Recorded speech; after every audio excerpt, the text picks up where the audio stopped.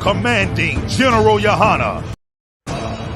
Commanding General Yahanna will be doing the opening of the Feast of Tabernacles in King James Castle. Finally, the truth about King James, a black man who helped to preserve and safeguard the Bible. Live September 29th, 2023. Commanding General Yahanna live at King James Castle in Scotland. Come on down and support the I.S.U.P.K. UK.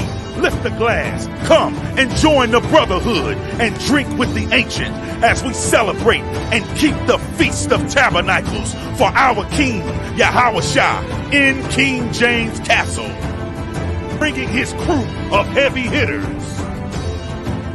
Commanding General Yahanna will put 12 chill General Muhammad scripture breakdown class up against anyone, against any biblical scholar, untested, unchallenged, I.S.U.P.K, undefeated. Leviticus chapter 23, the Feast of Tabernacles in a black man's castle, hosted in Scotland, the United Kingdom, UK. Commanding General Yahanna will be doing the opening of the Feast of Tabernacles in King James Castle, Thursday, September 28th, Scripture Breakdown class. Friday, September 29th, there will be a King James Castle tour, also a Johnny Walker Distillery tour, and Friday night, the opening of the Feast of Tabernacles. Saturday, September 30th, we will have camp on the streets of England.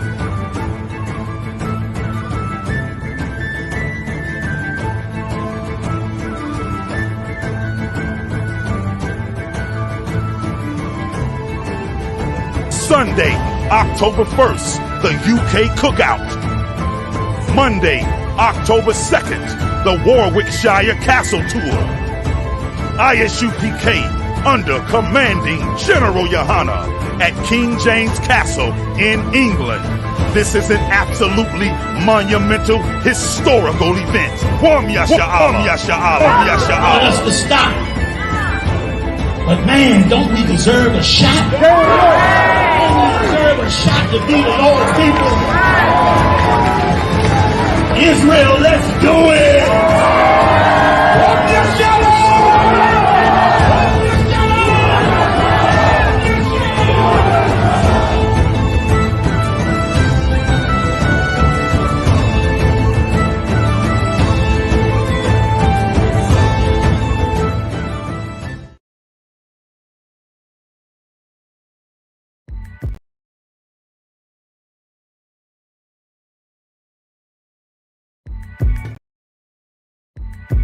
Yo.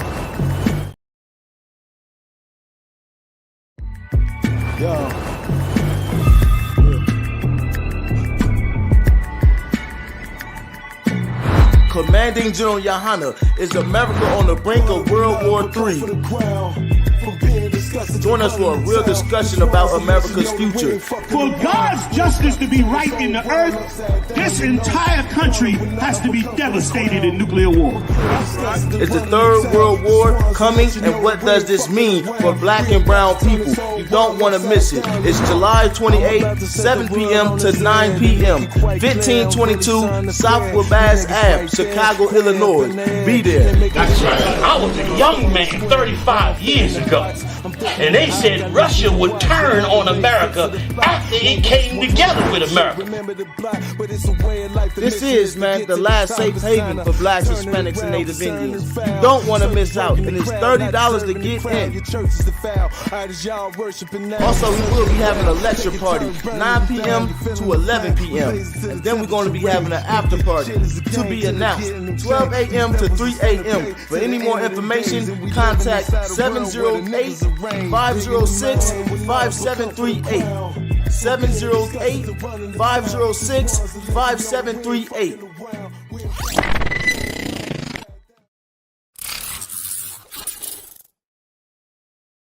This video taken by the I.S.U.P.K is posted on the school's website and on YouTube. He says he and members of his Christian Bible school are well within their First Amendment rights. But shop owners say This video taken by the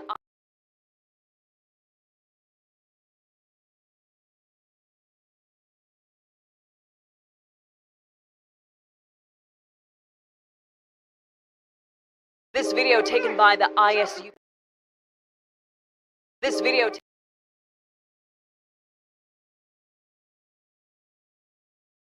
This video taken by the I.S.U.P.K. is posted on the school's website and on YouTube. He says he and members of his Christian Bible school are well within their First Amendment rights.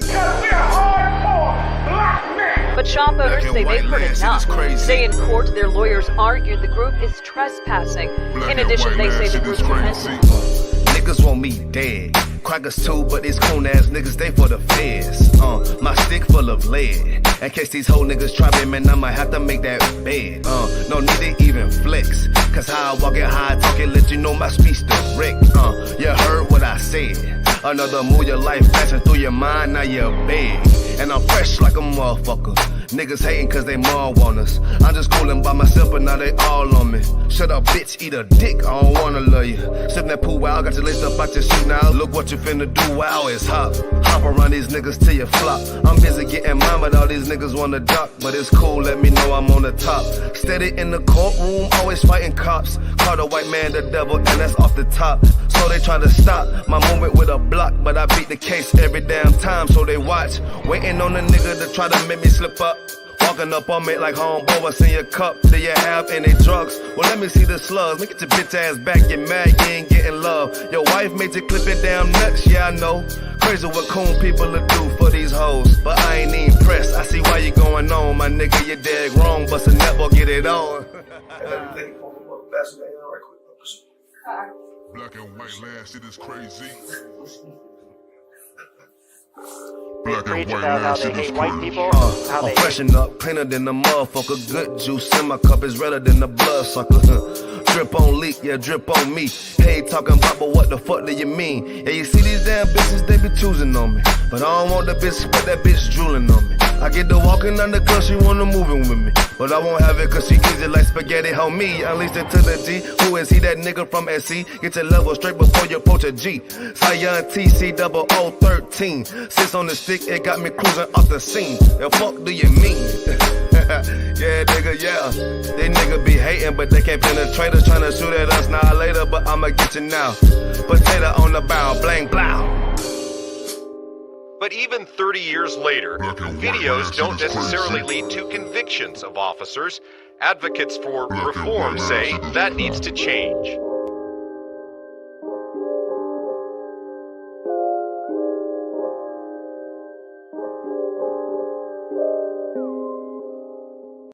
Shaw, that's AJR. Shaw, man, you know what I'm saying? Realest nigga out there, man. Nigga turned up, feel me? Nigga turned the city up, fucking with his music. We out of pull right. Where we at though? Where we at? Greenville, South Carolina, man. Where we at? Shout out Shaw, man. Turned up, man. Damn right. Fuck with him, man. Get him in that.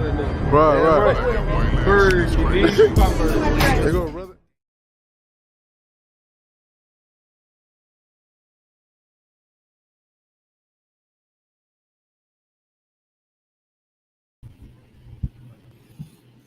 All right, let's clap it up.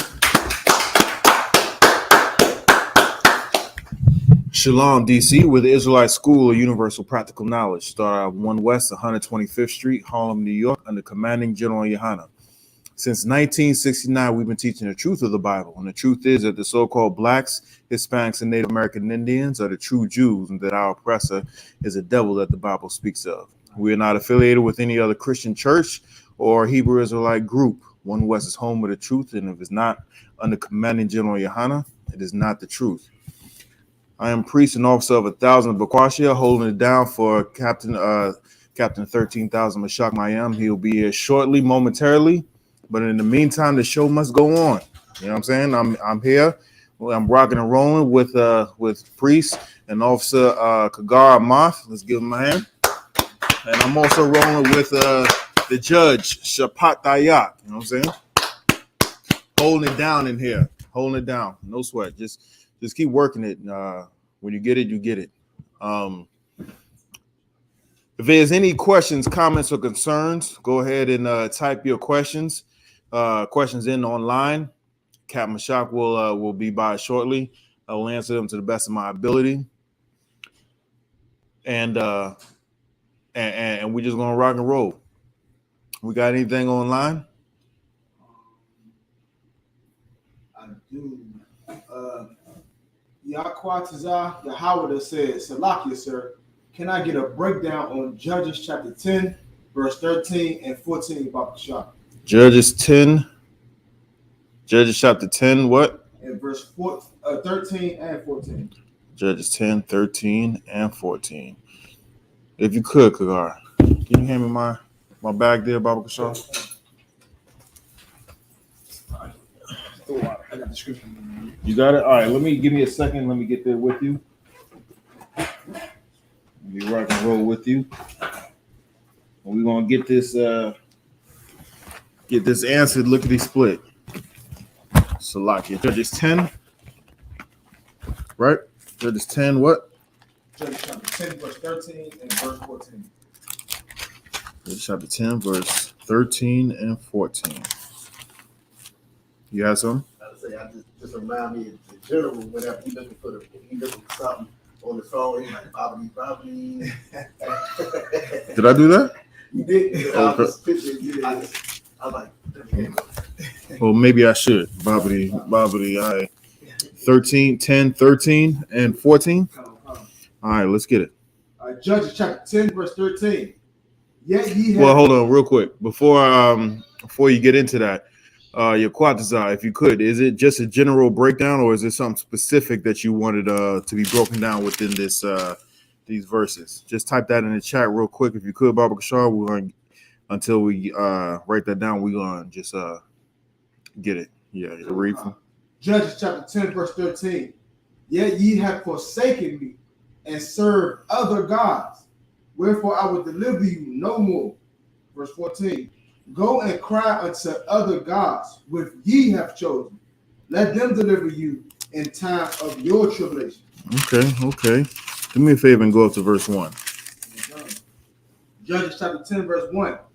And after Abimelech, there arose to defend Israel Tola the son of Puah, the son of, is that Dodo? Mm-hmm. Dodo, a man of Issachar, and he dwelt in Shamir,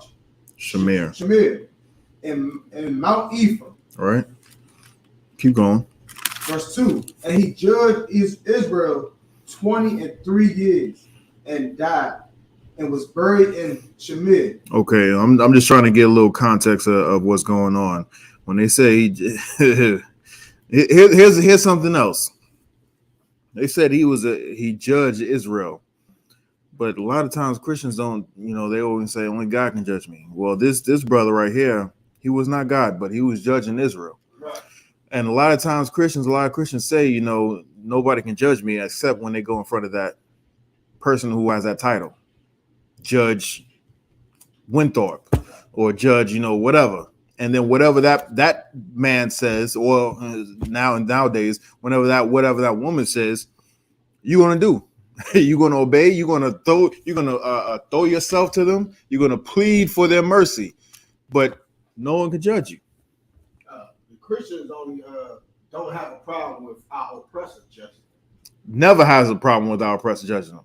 But when we telling them, and honestly, when we telling them that they doing wrong, that they breaking bad, we're not even judging them. We're telling them, we're warning them, don't do that, or this will happen to you. The Most High God is going to judge you. It's a warning. But they hate it when we say it. When these niggas on the corner be telling them, hey, stop smoking dope. You know what I'm saying? Stop popping whores. Stop eating pork shrimp. That's I don't know why people get so angry and so upset about us telling them to stop eating pork, shrimp, crab, and lobster. Right. Like, dog, really? You're getting sick, like physically getting sick over that stuff. You had something? Did he answer? No, I was gonna say, I got something about. The judge. Hold that. But did the brother answer? Not yet. All right. But let's go back. Let's go back to I was just trying to get some context as to why they were saying, go back up to 13. Judges chapter 10, verse 13. Yet ye have forsaken me and served other gods. Wherefore I will deliver you no more. Verse 13. Yet ye, verse 14. Go and cry unto other gods, which ye have chosen. Let them deliver you in the time of your tribulation. All right, okay. Skip me back up to we read verse 2 where the brother died. Go to verse 3, Baba Kashar. Judges chapter 10, verse 3. And after him arose Jair and a Gileadite, and judged Israel 22 years. Verse 4. And he had 30 sons that rode on 30 ass coats. And they had 30 cities, which are called Havothjar, unto this day, which are in the land of Gilead. Mm-hmm. Verse 5. And Jair died and was buried in Canaan. All right. So it was another judge that came up and arose after that first brother died, and he judged, and he had 30 sons. Now, it said this brother had 30 sons. You think he had 30 sons with just one woman? One woman had 30 of them kids? It's possible. It's possible, but you think he really just had one woman? I'm just throwing it out there. It's some more evidence that there's a good chance that this brother had more than one woman. But let's keep reading, right? So this brother died, right? Keep reading. Verse 6. And the children of Israel did evil. What? The children of Israel did evil. So it's saying the children of Israel did evil after this judge had died, right? Keep going. In the sight of the Lord, and served. Wait, hold on. Read that again. Judges chapter 10, verse 6. And the children of Israel did evil in the sight of the Lord. No, read that one more time.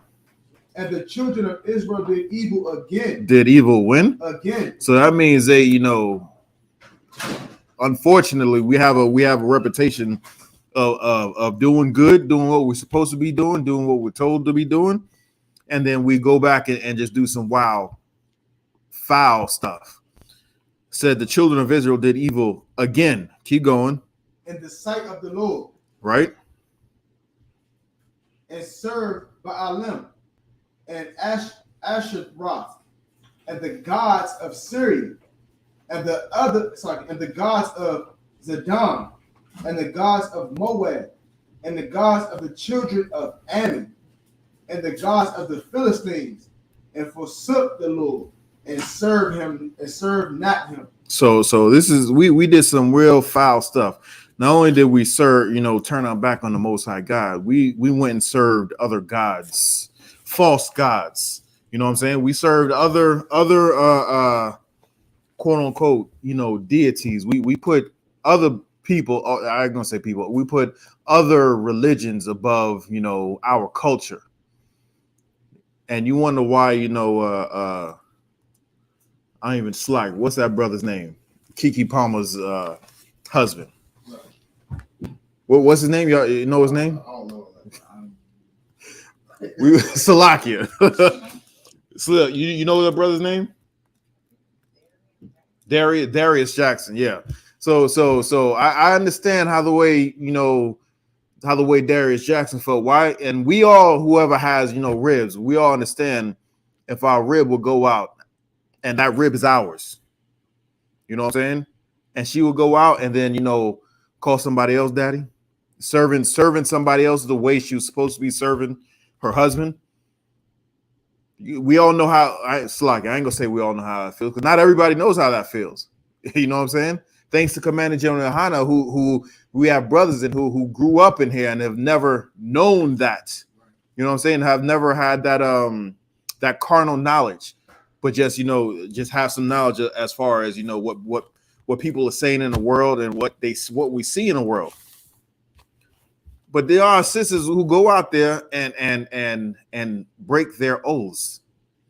You know what I mean? This is exactly what we did. Our oath was to serve the Most High God, Him and Him only. We ain't supposed to be serving no other god, no stinking Syrian gods or these stinking African gods. Syrian is what the Ishmaelites. The Zidon is the Africans, and Moab and Ammon are the so-called Asians. The people who eat rats. There's videos of going around of this African. There's a bunch of these videos where they have these little mice on sticks, and they're like cooked and whatnot, and they just eating them. And it's not even like skinned or filleted. They just catch slacking. They just catch the mice, and then do whatever they do with them, and just eat them. With the fur and all. And we supposed to be serving their gods. Right. The niggas that be putting plates in their lips. Yeah. That ain't gonna stay. Slack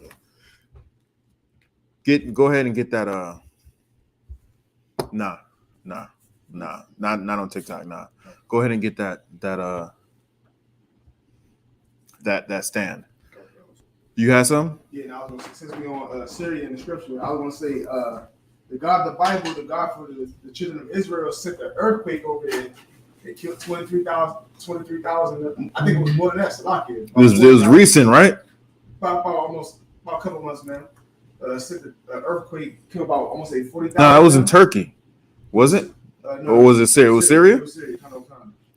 And I was gonna say, their God didn't deliver my tribulation. And they never will. And they will never get delivered out of that tribulation. Why? Because their God is not alive. It's not real. It's a rock. It's a rock. And what is a rock going to do for you? Nothing. Not a damn thing. And the Most High God is saying, you want to serve these other gods? Now go back drop down to verse 13. Judges chapter 10, verse 13. Yet ye have forsaken. Wait, Slakia, real quick. Go back up to 7. You're gonna see how the way God feels about us serving other gods. This is our punishment. I don't think you're gonna be using that one. You ain't gonna be using that one because that goes out. Or can you turn it? Shabbat. Can you turn it? Nah. That's not the one. Unless you can turn it sideways. I turn it sideways. Yeah. Nope. Get the other one. Salakia. Read 7. Come. Judges chapter 10, verse 7. And the anger of the Lord was hot against Israel. Right. And he sold them into the hands. And he what? And he sold them into the hands of the Philistines. Of some stinking Africans. Keep going. And into the hands of the children of Ammon. And some stinking Japanese. So we served other gods, and the Most High God put us into slavery. He sold us into slavery. Why? Because we disobeyed him. We wanted to serve these other people, these other gods. And for that, we got punished. And if you read up a couple verses above, it said that we did evil again in the sight of the Most High God. So now we can drop down to verse 13. Judges chapter 10, verse 13. Yet ye have forsaken me and served other gods. Wherefore I will deliver you no more. Verse 14. Go and cry unto the gods which ye have chosen. Let them deliver you in your time of tribulation. And with that, I pass the class. Precinct captain. Take your time. I don't get knocked down anything. Kind of time. I can pass the books for you after if you want. I'm to what, sir? I'm all set, sir. You good? Kind of. No sign. Ja sam šao tam. Ja sam mal tabun shum ja shot. So like to what? So like on time and two up. Lights on. Good to go.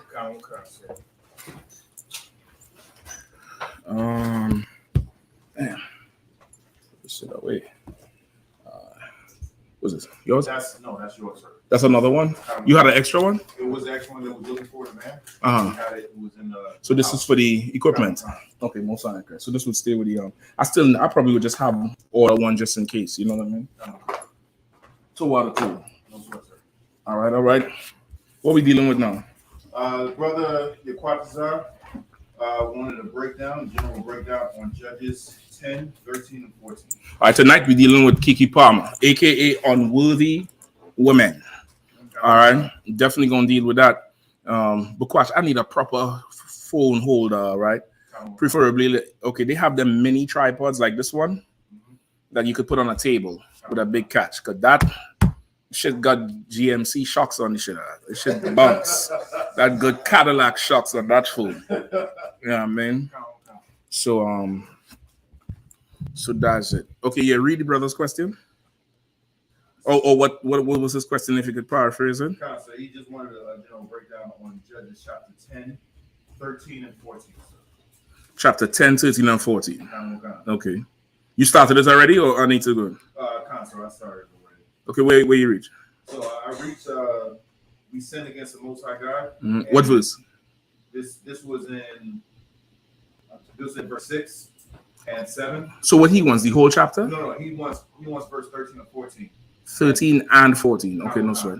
And I just read verse 6 and 7 where we sinned against the Most High God, serving other guys, and he sent us into slavery. All right, just take me up again so I could get fresh. Take me up to verse 1. You're up there? No sweat. This is Judges chapter 10 and verse 1. And after Abimelech there arose to defend Israel Tola, the son of Puah, the son of Dodo, a man of Issachar. And he dwelt in Shamir in Mount Ephraim. And he judged Israel 23 years and died, and was buried in Shamir. And after him arose Jahir, a Gileadite, and judged Israel 22 years. And he had 30 sons, that rode on 30 ass colts. And they had 30 cities, which are called Havoth Jahir unto this day, which are in the land of Gilead. Verse 5. And Jahir died and was buried in Kaman. Verse 6. And the children of Israel did evil again in the sight of the Lord. Okay. And served Baalim. And he said the children of Israel did evil again. So that letting you know what? Israel is the typical children. Always doing some dumb shit they ain't got no business doing. Right? Y'all tell me if y'all could hear me clearly on this mic, all right? Right, you could let me know if it's coming in strong or if it's, a little kind of weak and fainty. All right, go ahead, Al.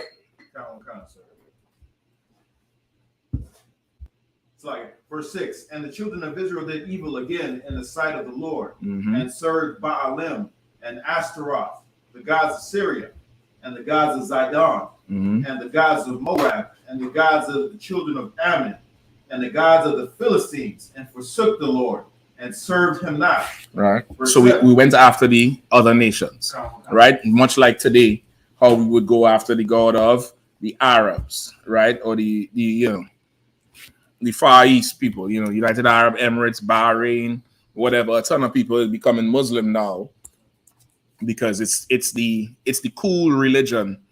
It's like the new Christianity because of the wealth in Islam. There was a time the Islam thing was, struggling and coming, but there's a ton of wealth in Islam now because the connection with them Arabs. You get the point? So there's a lot of brothers is going into it. I think a couple of them rappers I saw one young boy, I forget his name. He used to have dreads and he cut it now. Light-skinned brother. But he's super young. I think he's like 19 or something. And he's on one of them goofy podcasts, and the host of the podcast is asking him to ask this woman what she does for a living, and she says she makes videos. She's really a porn star, but she's trying to walk him into and do OnlyFans, this, that, the other. So when he finds out, he playing the fool. He's like, "Oh, so I could go on Netflix and see your movies?" She's like, "No, it's not that type of movies." She's like, "Where can I see your movies?" Well, you could see it on your phone. Oh, like a streaming service like Tubi? She's like, "No, I do." And then she actually confessed the thing. And he's like, "Oh." He look at the camera and he say, "Haram." Like, Like that's bad. Like that, that's the bad thing. Listen, what she doing is equal to bowing to that rock if you're Israelite. You know what I mean? What she is doing is equal to, bowing down to that wooden cross if you're Israelite. It's all not our custom. You know what I mean? So go ahead. Verse 7. And the anger of the Lord was hot against Israel, Mm-hmm. and he sold them into the hands of the Philistines and into the hands of the children of Ammon. Right? He did what? And he sold them into the hands of the Philistines and into the hands of the children of Ammon. Now listening to that scripture, do you understand Deuteronomy 28? Deuteronomy 28 that's a punishment we would have. That's our punishment. We would get put under these heathens since we love them so much. Right. You get the point? And it's really the punishment from the garden, because what did Adam and Eve want to be? Exactly. That was the fig leaves that they sewed together and covered themselves up. They were naked, not naked with from clothes, but naked meaning they felt like they was lacking.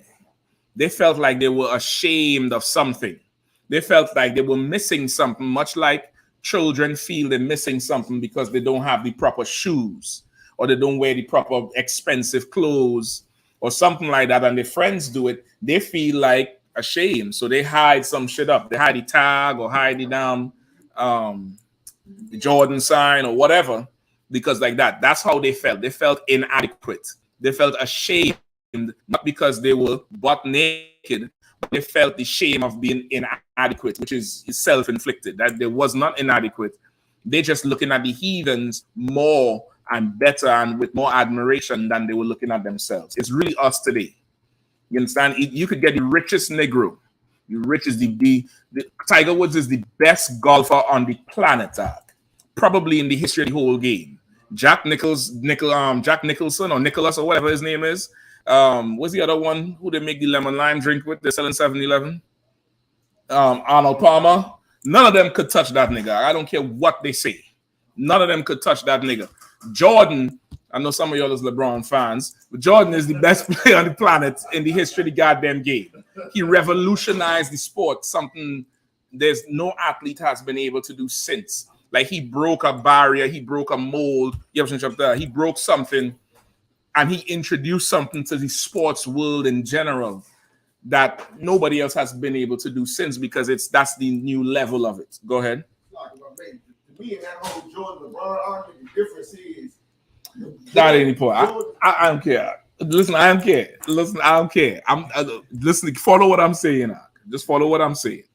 At one time, that basketball was just a Black American thing or an American thing.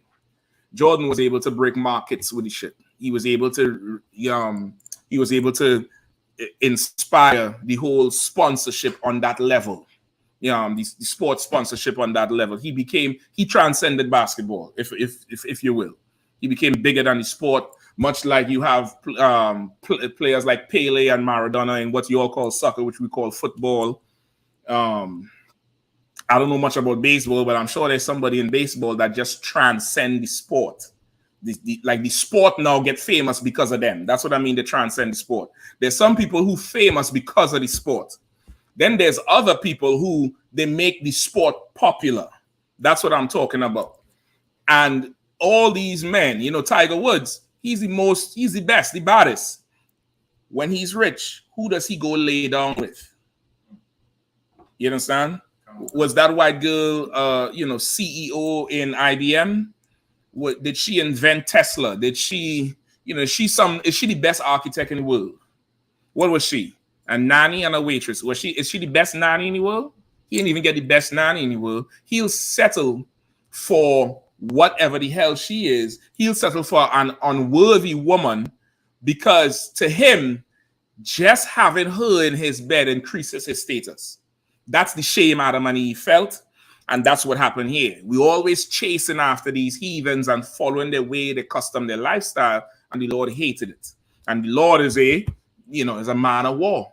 That Holy Spirit he has, that's toxic masculinity. Oh, that's what you like? Get out of the garden. Now you could go be whoever you want to be. You want to be like the cedar trees and this tree and that tree? Go be it. That's fine with me. Go be it. And like a good parent, you'll be back. Go ahead. Go on. You want to do that? Go ahead. Do it. You know, my number is going to be the same. When you're jammed up, just give me a call. I'll answer. I mightn't help you, but I'll answer. Go ahead. Could we call Tiger Woods a domestic passport boy? No. I wouldn't call him that. I would say he is a sellout like anybody who gets any type of money. And now they could go over the wall. You get the point? Now the barrier with us, especially in this oppression, is money. Money and money. Right? And of course, if you get down to beyond after the money, it's the complexion shit with E.S.U. E.S.U. like that ranking complexion shit. You get the point? Always does that shit. So because now that money enables people who would not be able to go over the wall or that barrier to now go over the barrier. You get the point? And because they're rich, they're able to go over the barrier. They're able now to get a foreign. You know, brothers talk about it. I'm whipping a foreign, in a foreign, with my foreign, want something exotic. They don't want something that in their mind is what? Plain or common or on topic. Unworthy. Right? They don't want something that in their mind is an unworthy woman, which is a sister. You get the point? But they go and really get the whole thing is flipped upside down. You understand? It's flipped upside down. What they esteem unclean shit as clean. They esteem evil shit as good. They esteem good shit, bad shit as good. They esteem things that is ugly and as pretty. You get the point? And of course, I'm speaking in the spirit here, of course. And some of them Negroes cases, the bros them be taken be wow, Salakia, just wow, just ultimately wow, right? So the Lord, that was a punishment for us, right? Hold that. Give me the Apocrypha. Give me Baruch 4 and 6. Give me Baruch 4 and 6. Real quick, all right?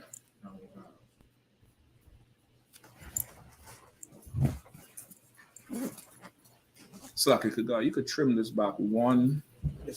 Yeah, one. One more. Yeah, that's good. Yeah, give me Baruch 4 and 6, all right? Oh, come. Book of Baruch, chapter 4, verse 6. Mm-hmm. Ye were sold to the nations, not for your destruction. Say it again. Read it not again. Not for your destruction. Read it again from the top. Not for your destruction. Read it again from the top. Come, sir. Verse 6. Ye were sold to the nations, not for your destruction. Read it again from the top. Ye were sold to the nations, not for your destruction. The Bible says ye were sold to the nations, not for your destruction. The Lord didn't want to destroy us and make us nothing and eliminate us from the entire face of the earth. All right. You could put the title of the class up there too. All right. Yeah, that's on there. That's fine. All right. The Lord didn't do that. We wasn't sold to the nations for destruction. Keep going. And this is a good precept for this one too, for the scripture where we at in where we at again? Judges 10, and also for people who say what kind of God would sell you into slavery? Them, especially them Egyptologist fools. They like to say, well, what kind of God is that he make you go through slavery and you get burnt and this and that and blah blah blah blah blah. You get the point? This is for that. This is a good one for that. Go ahead. Read from the top again. The book of Baruch, chapter 4, verse 6. Ye were sold to the nations, not for your destruction. Right. But because ye moved God to wrath. But because you moved God to wrath, because you made your father angry, he kicked you out the house. That's what happens. You get kicked out the house unless you have some good friends, and if you do have good friends, you have about a good 7 to 9 days before you get a tap on the couch on your shoulder, like, hey, what's going on with when you're supposed to leave? I thought you had a job coming. I think you told me a few days, man. It's been a week. If you have good friends, if you have no friends, you on the bench, in the shelter, or sleeping in your car until the security come and flash the light and wake you up. All right, you get kicked out, and that's what is delivering you, because you don't want to listen to what the rules of the house. Right? Go ahead. Ye were delivered unto the enemy. Mm-hmm. Verse 7. For ye provoked him that made you by sacrificing unto devils. You understand? And sacrificing unto devils, and even till this day, we sacrifice unto devils. We provoke. What's some of the sacrifices today we make unto devils? Abortion. Abortion. I'll take that. That's an excellent one. You sacrifice unto devils, because what's the reason our people commit abortions today? What's the main reason? Say they can't afford it because they have to work a job, a certain specific type of job. Work a specific type of job. I'll take that. It's flat out money. The money. I'll take that. The freedom of just killing a baby. You don't want one like this. Well, what's the reason you don't want one? Oh. Mm-hmm. I mean, we no longer believe in family.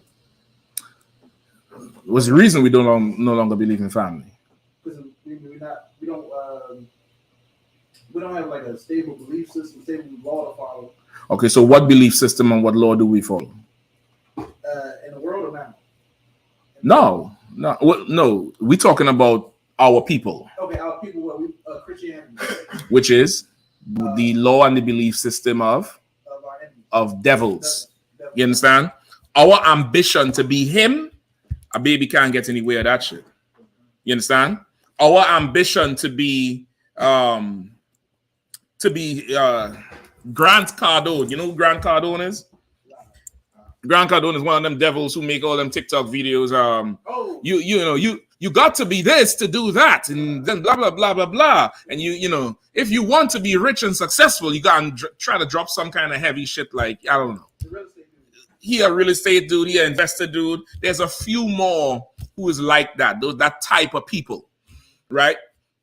Because brothers want to be that, they shave their face every morning and their head. I saw a video recently, some old big strong ass nigga giving an excuse of why he has to make his face smooth like a baby's ass and his head.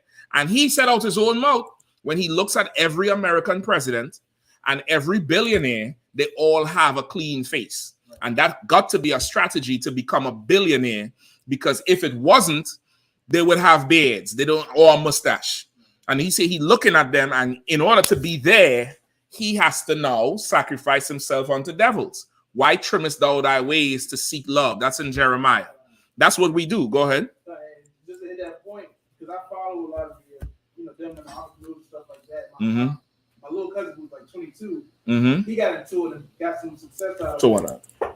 Got some success out of it. He hangs around, black millionaires, hang around millionaires. Now, one of those people that speak, like motivational people that speak about money. That's it. Motivational speakers. That's the thing I want. Motivational speakers and entertainers. Entrepreneurs. So what? They got a. Let me guess. Use regular.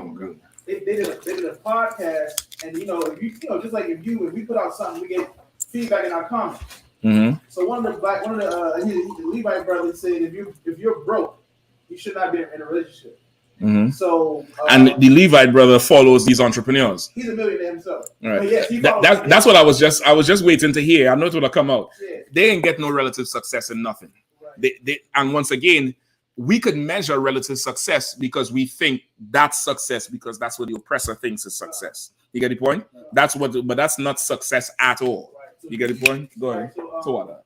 So there's a young brother, probably like 19 or 20 from Georgia, who got his DMs and cursed him the hell out. He said, "How the fuck you gonna say?" It's like, no, listen, you're right. We toxic up here, we toxic. We toxic. How the purpose might say it? Put the kids to bed. Right. So even that is kind of little pedo, a little creepy. Put the kids to bed. What? We don't put kids to bed. That's some Esau shit. We black people say, "Yo, time to go," and you send them to the bed.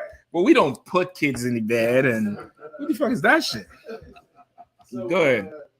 So a young brother was doing was like, how can you say like you're disrespectful to your ancestors, to the slaves? Because wasn't your like I know your parents were broke, but they got married, and he was saying we got here through slaves, and they was broke, but they still made marriages and had families and stuff like that. Mm-hmm. So how the fuck you gonna say if you broke, you should have a relationship? So he went, so I see my little and the person who said it is one of them motivational speakers, right? The person who actually said, he said yes. If you're broke, you shouldn't have any relationship. Any relationship. And he was talking to men.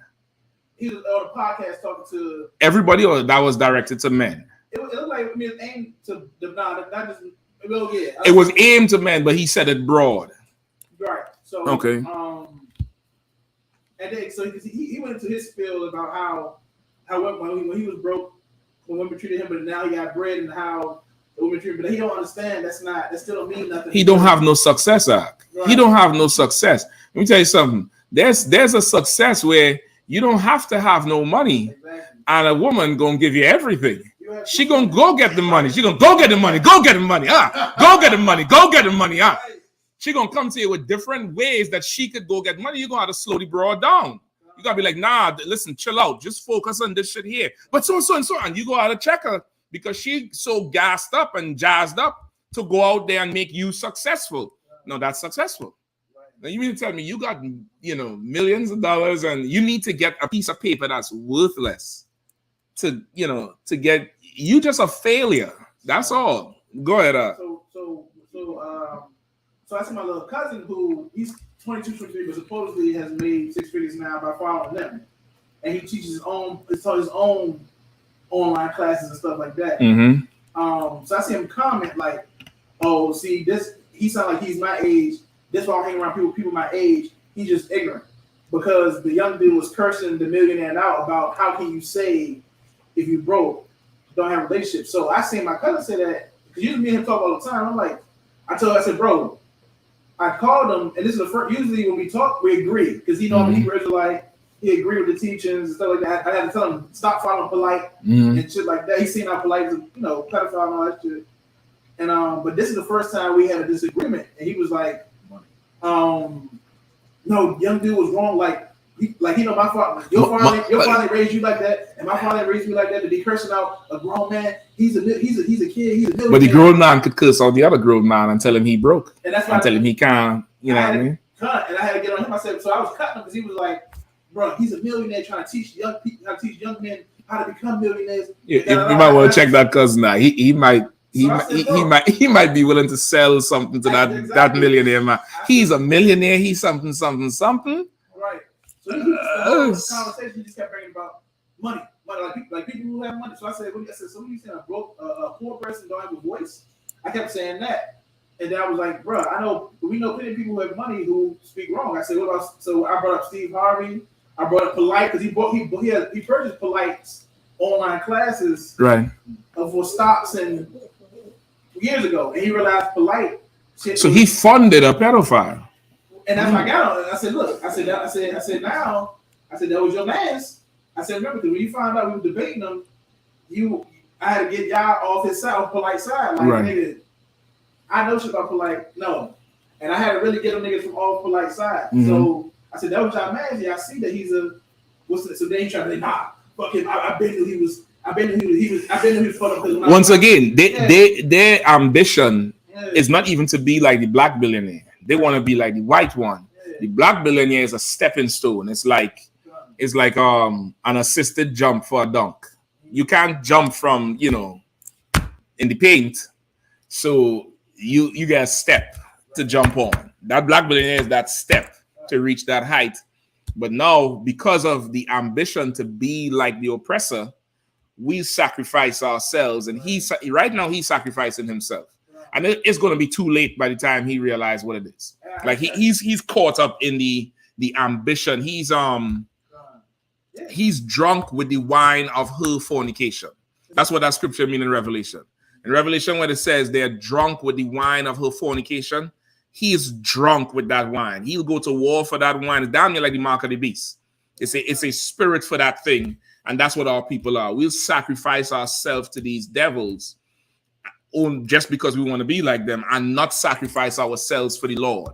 We'll hurt ourselves and put ourselves through extreme situations and extreme requirements for discipline, extreme requirements for commitment for the oppressor. But when it comes to honor the Lord and his commitments and his laws and his spirit and what he likes, it's a negotiation at that point. You know what I mean? Let me get it, brother. Right? Go ahead. Exactly how you say it. I was going to say our men sacrifice their masculinity to be accepted in today's society. That's right. That's absolutely. And okay, the sacrifice of our men masculinity, our brothers' masculinity is on so many levels. There's a physical sacrifice because you're going to have to present as something pleasing to the oppressor. And this is a requirement of the heathens from, from the days of Joseph. You all know when Joseph got sold into slavery, when the gods told Pharaoh, there's a man in lockup who could interpret dreams. When Pharaoh sent for him, they had to shave Joseph first in order for him to be presentable to Pharaoh. And they had to dress him like an Egyptian before he goes see Pharaoh. Just like everybody who goes to the White House, you win the NFL or NCAA Division I, you're going to have to present yourself to go up in there.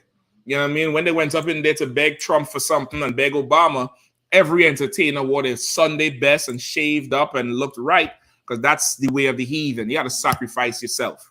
You got to do it. Brothers always have to present as, less aggressive and less imposing and just, soft, and you got to change your whole voice. You could hardly base the shit. You could hardly talk like a regular man. You got to pour on your Don Lemon. Yeah, Don Lemon is the perfect example. Like that Boondocks episode where they had that dude, that's the perfect example of what you have to do to yourself to be accepted. And that's what happens here. Right? Go ahead. You was reading in the Apocrypha, right? Verse 7. For ye provoke him that made you by sacrificing unto devils and not to God. And what? And not to God. And what? And not to God. We are required to sacrifice ourselves to the Lord. The same requirements of discipline, we should have that for the Lord and the Lord only. The same requirements of commitment, we should have that for the Lord and the Lord only. You get the point? That's what we should do. We should sacrifice ourselves for the Lord. And what do I mean by sacrificing ourselves for the Lord? You putting away the old man and what you want for what the Lord wants. Just like you put away the old man and the old woman for that job. For that job, you have some sort of qualification, or you get a link. Somebody get you a link. I'm too wild. I appreciate that, though. You get some kind of link to somebody say, hey, I'm in here, they hire in here, send me your resume. I could hook you up. I could get you in there. You want to get the opportunity because, of course, this slavery pays so well, but you have a weed problem. You have an alcohol problem. You get it, Brian? You have some type of shit that you now have to sacrifice yourself. You got to put, man, I can't do it no more, man. In fact, the interview is next week. This Friday, I'm going to go get blasted high one last time. Because I know from now on, this interview, they're going to piss test me. I can't do this shit. And you change your life for this thing. You're supposed to do that for the Lord. You're supposed to put away the old you and serve the Lord how he wants you to be, like a good child would do for a parent. Go ahead. Let me just think about it.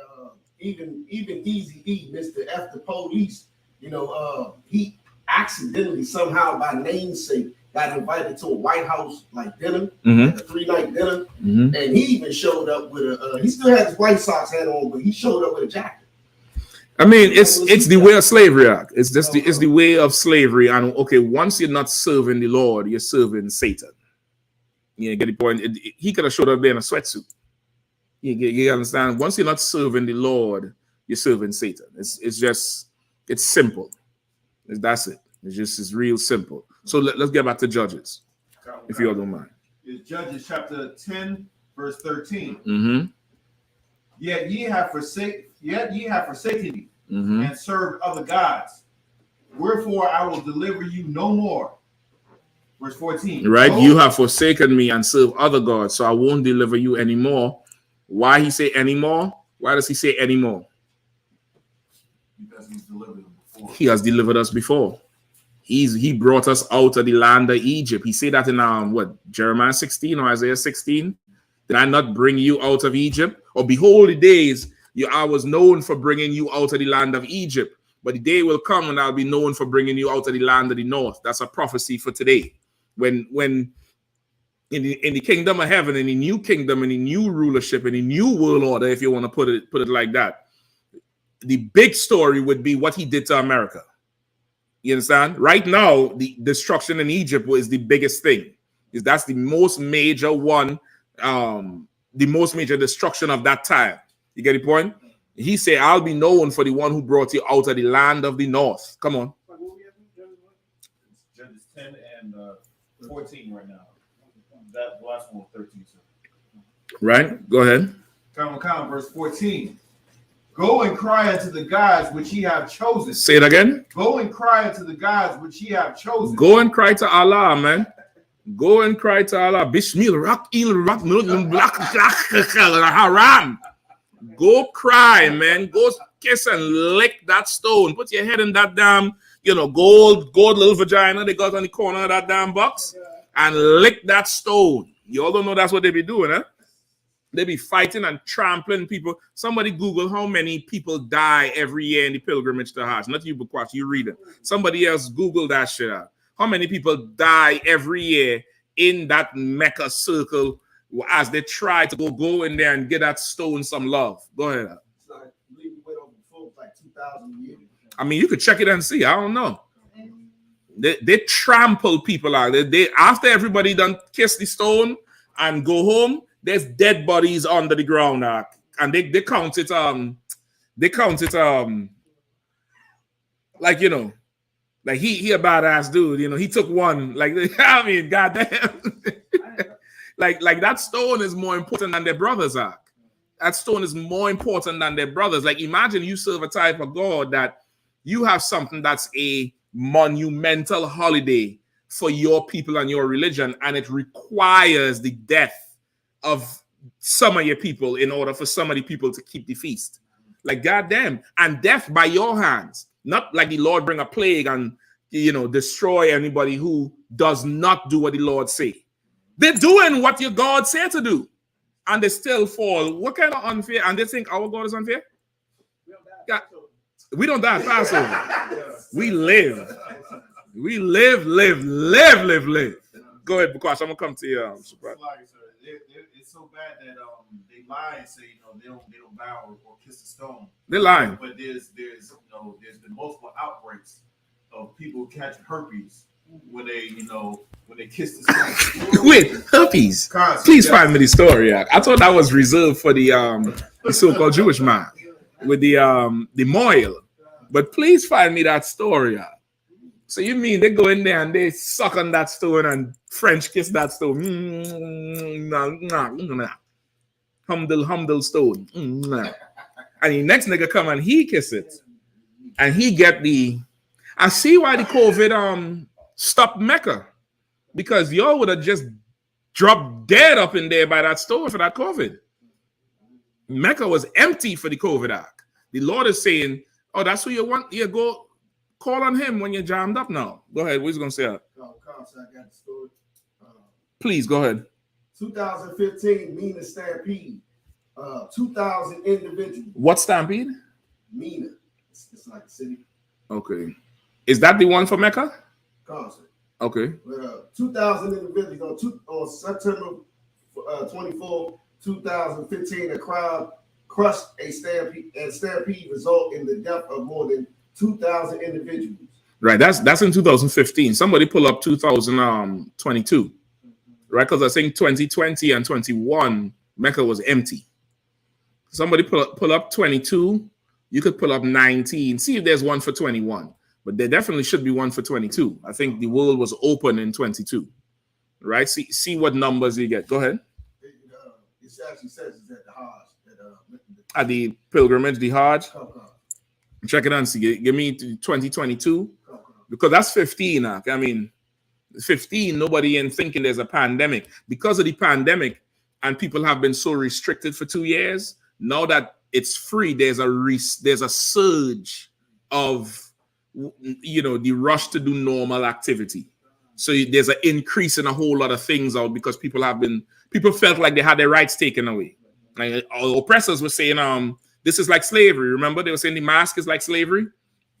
So now that they're free, you'll probably have a surge in it. Go ahead. That makes sense. Just like I told you about like my family in the world and stuff like that. We noticed like this summer, like everybody like out. Like, everybody outside. We outside. Like really outside for real. Yeah, we outside because shit, for 2 summers, we couldn't do nothing. For 2 summers, TikTok saved everybody's life and Instagram Live. You know what I mean? That saved everybody's social life. Well, people would have been blowing the damn brains out in an apartment somewhere or overdosing if they couldn't go live. I don't know how some of these sisters would have paid the damn rent if it wasn't for that OnlyFans. That OnlyFans kept you all good unemployed. Good unemployed. Who have it? Anybody had the numbers? Go ahead, Kaga. I got one for 2023 for my family. Okay, they already had it for this year? Yeah, it passed because they celebrated my job. Okay, yeah, go ahead. Give me that one. It say death keeps no calendar, and many pilgrims pass away during the Hajj, one of the most sacred pilgrimages in Islam. This year, a total of 31 Hajj pilgrims from across India have lost their lives. 31? Just 31 alone? Yeah, come with this. Nah, it's way more than that. It ain't just 31. This 2015, it was 2,000. That's probably in a city or something. We get a total of 30,000 people. Total, yeah, it usually be close to the thousands, like 1,500, 1,200, 2,000 people dead, trampled, some kind of shit like that. If y'all can't find it, so we just use the 2015 number. But the Lord is saying, go ask him to help you. You want to turn your back on me? That nigga don't care about his own people. Go ask him to help you. See if he'll help you. See if you could cry out to him. See if you could be the best Muslim ever and cry out to him and see if he help you. Right? Keep reading. Whoever that judges. Because you have it? It's Judges chapter 10 and verse 14. Go and cry unto the gods which ye have chosen. Let them deliver you in the time of your tribulation. Let them deliver you in your time of tribulation, because we done turn our backs on the Lord. Go ahead. Verse 15. And the children of Israel said unto the Lord, we have sinned. Do thou unto us whatsoever seemeth good unto thee. Right? This is when we were way more humble, way more in the spirit of the Lord to say what? Lord, you know what? We wrong. Do unto us as you figure is right. Yeah, I mean, do unto us as you figure is right. I was wrong. Like any good child, they get caught doing some shit. They'll be like, yeah, I did it. They ain't gonna say that bold, of course, but they know there's a consequence for their actions. They know there's a consequence for the goddamn actions, so they'll now accept the punishment. Like that's what. Okay, think about it. How to be there, you going into slavery, and you willing to accept your punishment, knowing what you did, compared to today, where what do we ask? I want to say we as a people ask today when his hard times come.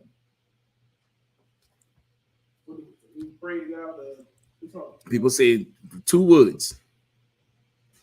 Why me? Why me, Lord? Why me?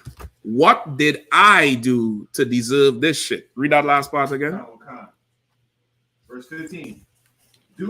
Do thou unto us whatsoever seemeth good unto thee. Do thou unto us whatsoever seemeth good unto thee. That's how we pray to the Lord before.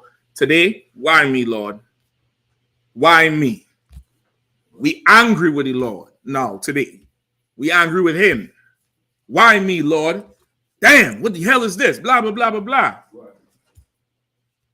You're a Muslim, some shit happened to you. Well, it's the will of, stone God Allah. It's the will. You all humble for him. Right.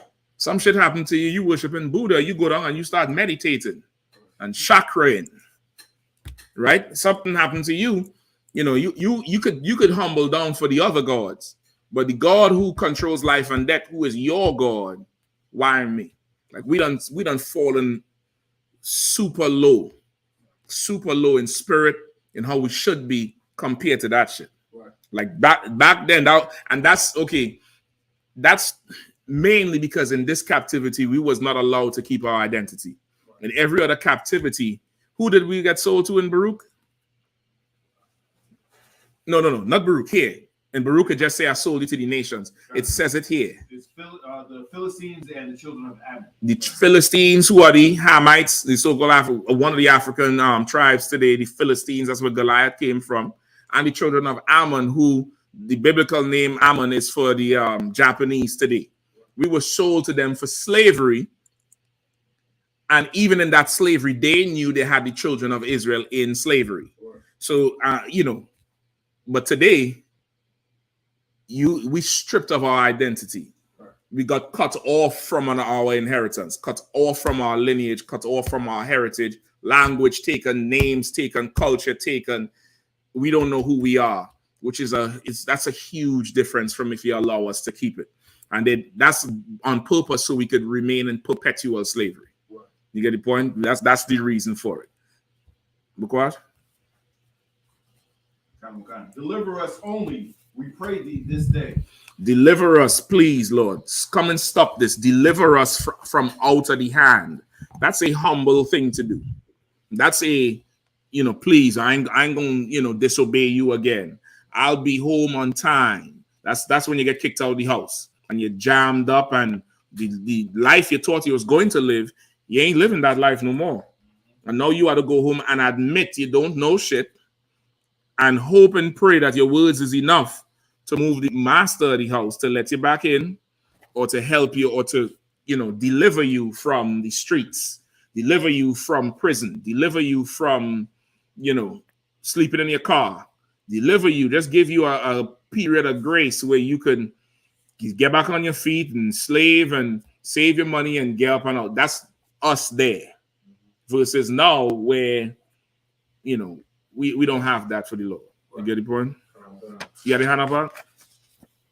Okay, no sweat. Go ahead, go. I did. Earlier you said something heavy that I remember my pops used to say back in the day, where they said you'll come back because when we young, we always want to be tough in the street life. So my dad used to let me go out, and like you said, he said you're gonna come back. When I come back, but now my head bleeding from the nose, he always tell me, "Did you learn your lesson yet?" Yep. Listen, that's what it is. A hard head make a soft ass.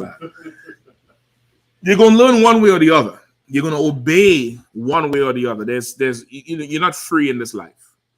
You understand? You're not free in this life. You're gonna obey what the Lord wants you to obey one way or the other. You don't want to obey him in life, you're going to go and lay in that box soon. And when he tell you go lay down there, that's it. You're just gonna go lay down in the box and they're gonna put you in a hole. That's that. You lay in there now because he told you lay down. You get the point? Like how kids, you don't want to try to put young kids to sleep. Yeah, go to sleep. They get up. If you are young ones and they sleep in the bed with you, they up. Lay down. You tell them lay down and they lay down. That's the Lord. That's the Lord when they carry on his shoulder like them Hamites. Remember that shit was carrying you. They lower you in, amazing grace, and everybody crying. The Lord gave you a final order and you're obeying that one. You could obey him other times, but because you disobey him so much, now he had to put you there. He had to put you there so you could obey. All right? Go ahead. So that was it on the scripture. All right. That's it. That's what hopefully he understands it. All right. The brother who asked the question, if you understand it, if it's to Wab, just type back in. If not, just let me know so I can re-break it down. All right. Go ahead. There's one more question online. Let's go. Brother Jaheem says, Shalom, Adawan. I got a question. How should we pray, and what should we pray for? Give me facing the east, palms raised. I think it's in Daniel. And then give me groanings.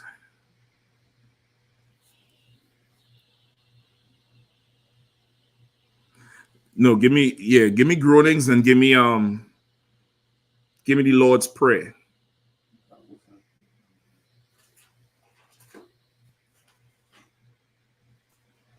Groanings is Romans 8 and 26. Romans 8 and 26. Lord's Prayer is what? Matthew 6? Romans 8 and 26. I'm going to take that after, right? That's not, I don't want that first. I want that one last. Right? Give me Matthew 6 with the Lord's Prayer. And give me, what's the other one on? Facing the east. East and hands raised or palms raised.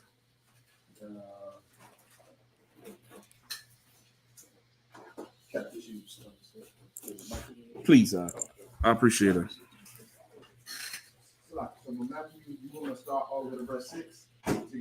Wherever, you just choose a good spot. Where's the one? Is it in Daniel or Ezekiel? It said face the east. When he went to his window, he went to his window and faced the east or faced the sun. Ezekiel chapter 8. Let me hear it. Verse 16. Let me hear it. Book of Ezekiel chapter 8 verse 16. And he brought me into the inner court of the Lord's house, and behold, at the door of the temple of the Lord, between the porch and the altar, were about 25 men, with their backs toward the temple of the Lord, and their faces towards the east, and they worshiped the sun toward the east. So you could use that one. There's another one, I think, with the window. Went to the window. Please pull that for me. I think that's what I want. This one is good too. All right. But of course, you're gonna have the fools who would think worship the sun mean Hotep, nigga. Hotep. Right? Grand risings, beloved. That's not what it means. All right. You said Daniel 6 and 10? Yep. The book of Daniel chapter 6 verse 10. Now when Daniel knew that the writing was signed, he went into his house, and his windows being open, and his chamber toward Jerusalem. And Jerusalem is to the east, right? So he faced the east. The precept before you pull before Ezekiel 8 would be the precept to support this one. We always face the east when praying. That's where the Muslims get it from as well. All right, go ahead. He kneeled upon his knees 3 times a day and prayed and gave thanks before his God as he did aforetime. Right? The important part for this one is facing the east. The kneeling part, that's just him personally. You don't have to do that. You had half of the time on these slaveries, you praying wherever. You praying in the elevator, you praying in your car for strength to go in the building. You get the point? You praying for, at that point. But it's really facing the east. I think there's another one where it says the palms raised or of hands raised, either like this or like this. All right. So that's how you would pray, head bowed like that, standing. You could do it kneeling if you want, but that's not really a custom. This is just what Daniel did. And he would do it 3 times a day because of what he was praying for. He was begging. He was begging the Lord. He was pleading with the Lord. You get the point? Not so much that this is our custom. Because, of course, the vision Ezekiel had, the men were standing with their backs facing the temple, and they were facing towards the east praying. So that's really how you should pray, how you should present to pray. We ain't going to pull it, but 1 Corinthians 11 and 3, everybody know it. Any man praying or prophesying with his head uncovered. Our head is always uncovered. Even the war scarf, it have a hole. The brothers who wear the headband, your head is uncovered. You praying to the Lord. You might be in the winter. You're outside. You take that scully off or whatever as best you can. And you say your prayer to the Lord, make it quick. And that's that. Right? So that's how you would do it. For a sister, you have to cover your head. You wear a scarf, put a hat on. You may be at a slave. You can't put the hat on. You just cover your head and say your prayer right there. Face the east if you can. The last scripture I'll explain to you why. If you can. Face the east if you can. If you can't, still say the prayer. Still plead to your Father. Right? What's the other one I want? Lord's Prayer. Please. Matthew chapter 6 and verse 5. And when thou prayest, thou shalt not be as... Did they ask him how to pray? Verse 6 would explain how to pray. No, I just want to know if they asked him.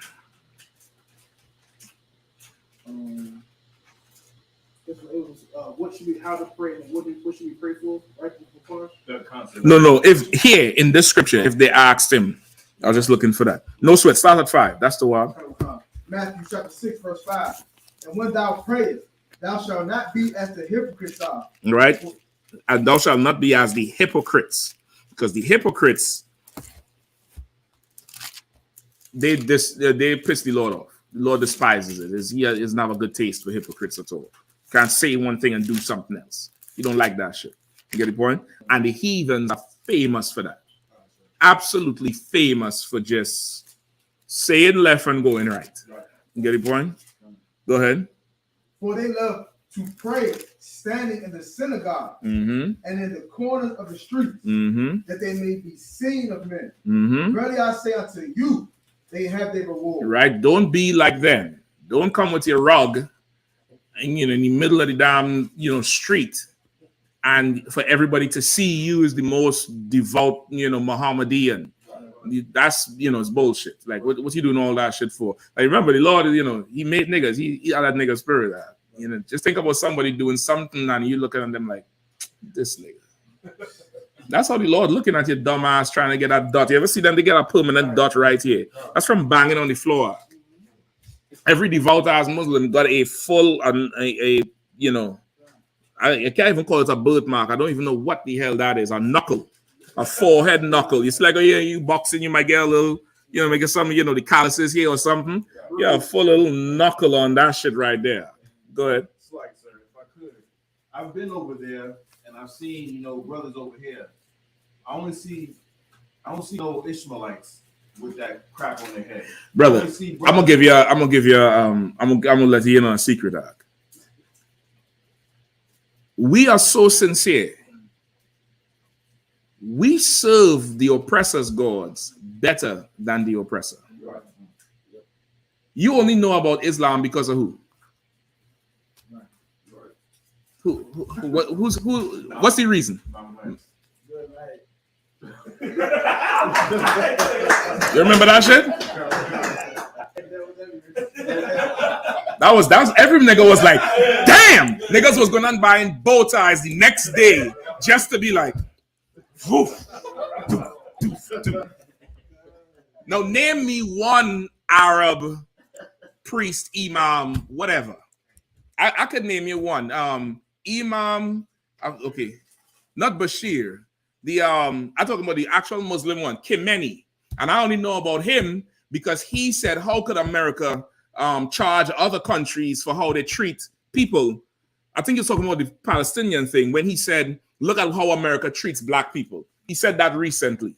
And he was the same one, I believe, was saying something about monkeys referring to black people in his language. You could pull it up. It's a famous quote, something Khamenei. Imam Khamenei or something. I believe he's a Saudi or Iranian, one of their sheiks or leaders. That's the only one I know. And this nigga old as shit. Old as shit. The rest of them I only know because of politics, like Yasser Arafat. Was he one who they killed from Libya? Not Libya, Syria. Gaddafi.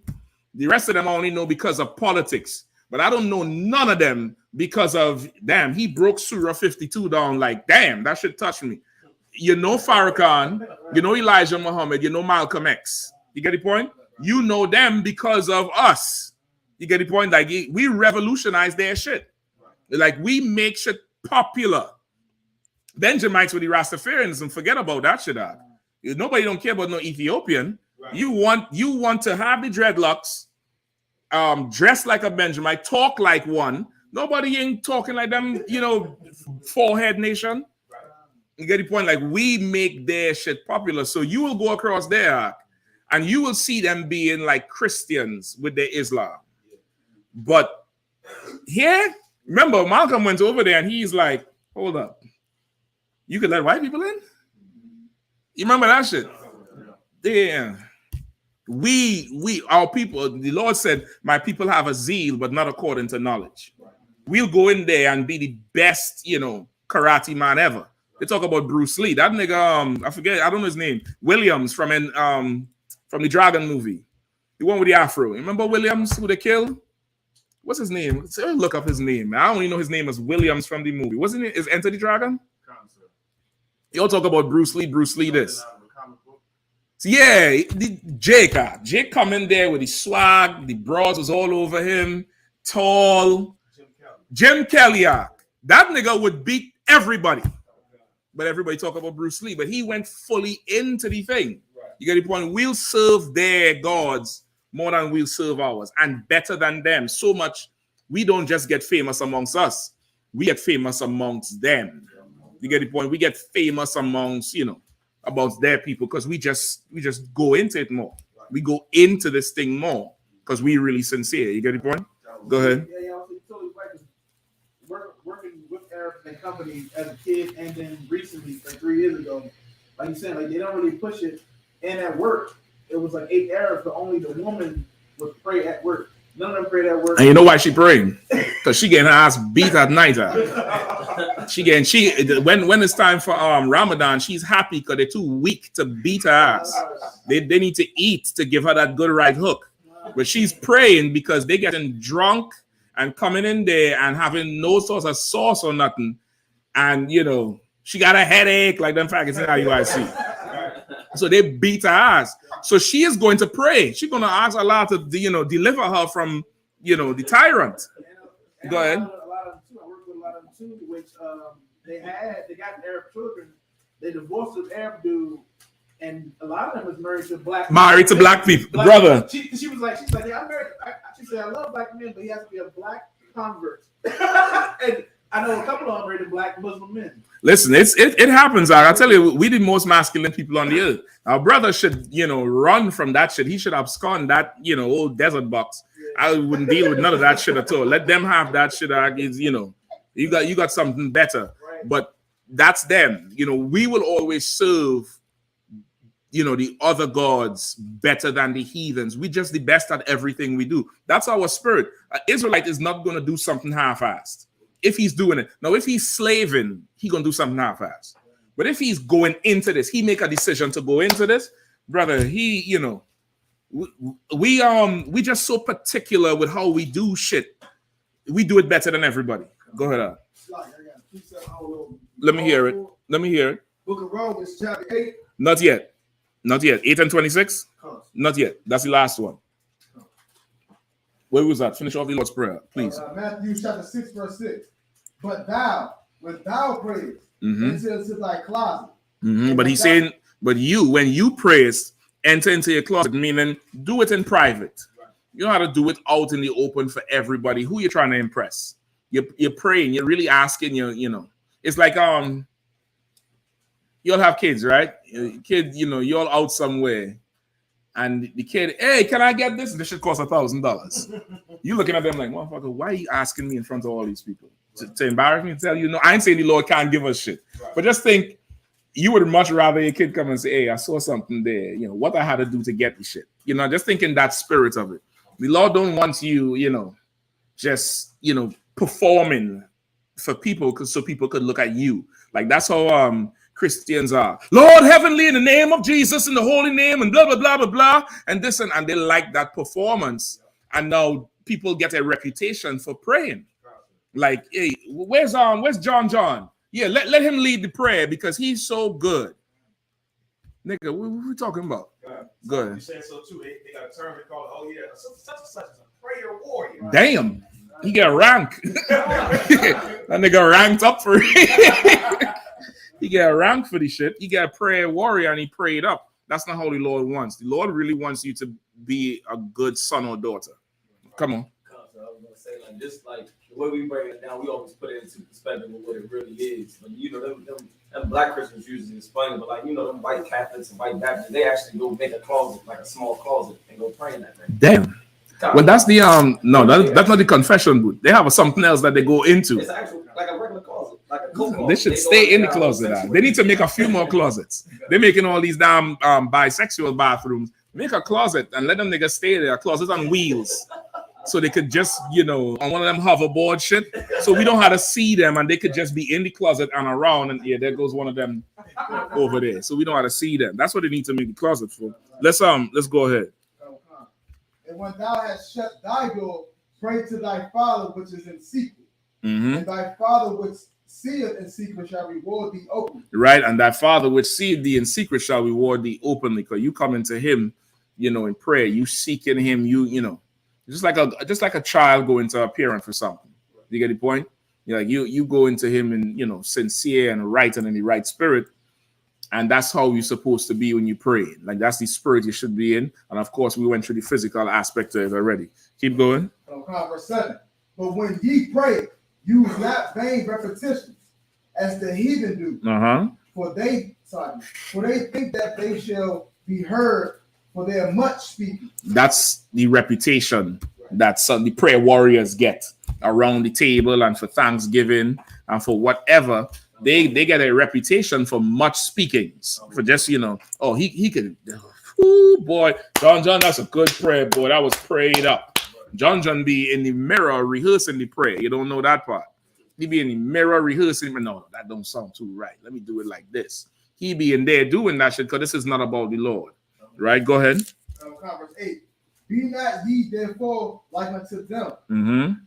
For your Father knoweth what things ye have need of before ye ask him. Right? And that's, once again, just think your father with a child. Salaki, you had your hand up? You was going to say something too?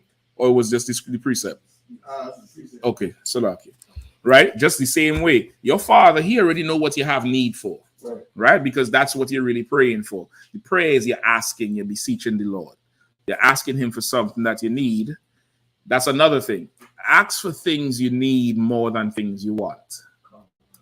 Now, in life, sometimes what you want overlaps with what you need. And that can happen. 9 out of 10 times, what the hell you want ain't got shit to do with what you need.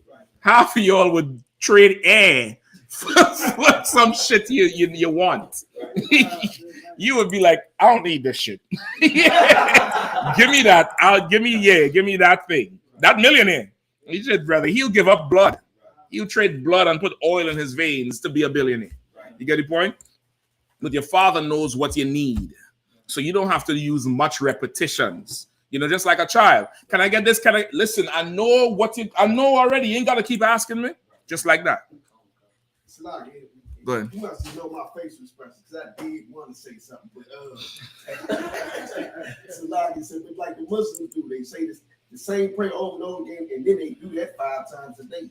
Yeah, well, it's all kind of bullshit. What the fuck is behind your ass? They do this thing. I'll be like, what in the hell is behind the ass? And then they turn and they whisper on this side. Who the fuck are you talking to? It's like them cartoons with the 2 angels or some shit. Like, what the hell is this? All right, man. Go ahead, man. I'll rock working for you. Right, where we at? Go ahead. So that's it. The Lord knows what I 192. The Lord knows what we want. Keep that in mind. Don't use a whole ton of repetitions. Don't try to sweet talk the Lord out. You know what I mean? Don't try to game him. I'm just like, just think your father. Come straight, be respectful, come like a son or a daughter. Don't try to lay it thick. You already know. You know, man. I go to him with this shit. He gonna tell me get out his face. Don't do that shit. Just ask the Lord for what you want, and be sincere about it. And if what you want is what he wants, you win the jackpot. If not, then next time, let it go. All right, keep going. Okay, verse 9. After this matter, therefore ye pray, our Father which art in heaven, hallowed be thy name. Right, and this is how you should pray. So Christ say, therefore, after this manner, this is how you should pray. You ask the Father, our Father, whose name is holy, who rules the heaven. You know what I mean? Go ahead. Verse 10. Thy kingdom come, thy will be done in earth as it is in heaven. He's saying, let your kingdom come and let your will be done on earth as it is in heaven. Meaning, if you want this for me, I'll appreciate it. But if not, no sweat. Remember Christ, when he was afflicted, he said what? Lord, if it's thy, go ahead. If it be thy will, let this cup pass from me. Continue. Nevertheless, let thy will be done.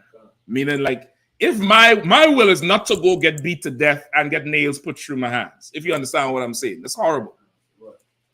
That's not my will. But if by chance your will is also done, man, my nigga. But if it's not, Yeah, I'm ready to go ahead and get that shit on for you. You know, sweat. But I'm just asking you, just in case. I just check it to see. You get the point? I'll make it real because how many people would willingly go into that?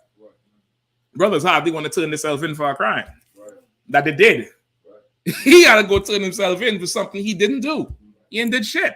And not just face a court and a cell.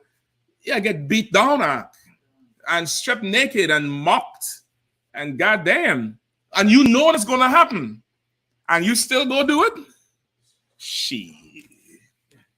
Where your Muslim imam? Which one of them do that shit?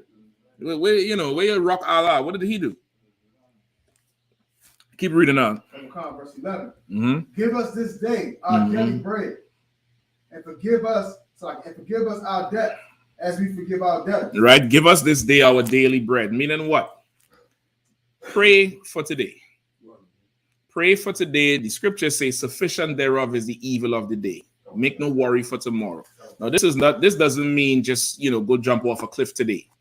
Of course, you have the hope and faith that you're gonna wake up tomorrow. However, you worrying about something that ain't even here yet. Right. There's today to worry about. Right? I believe that's in the same chapter. Let me see what verse that is. Give me verse 34. Matthew chapter 6, verse 34. Take therefore no thought for the morrow. Right.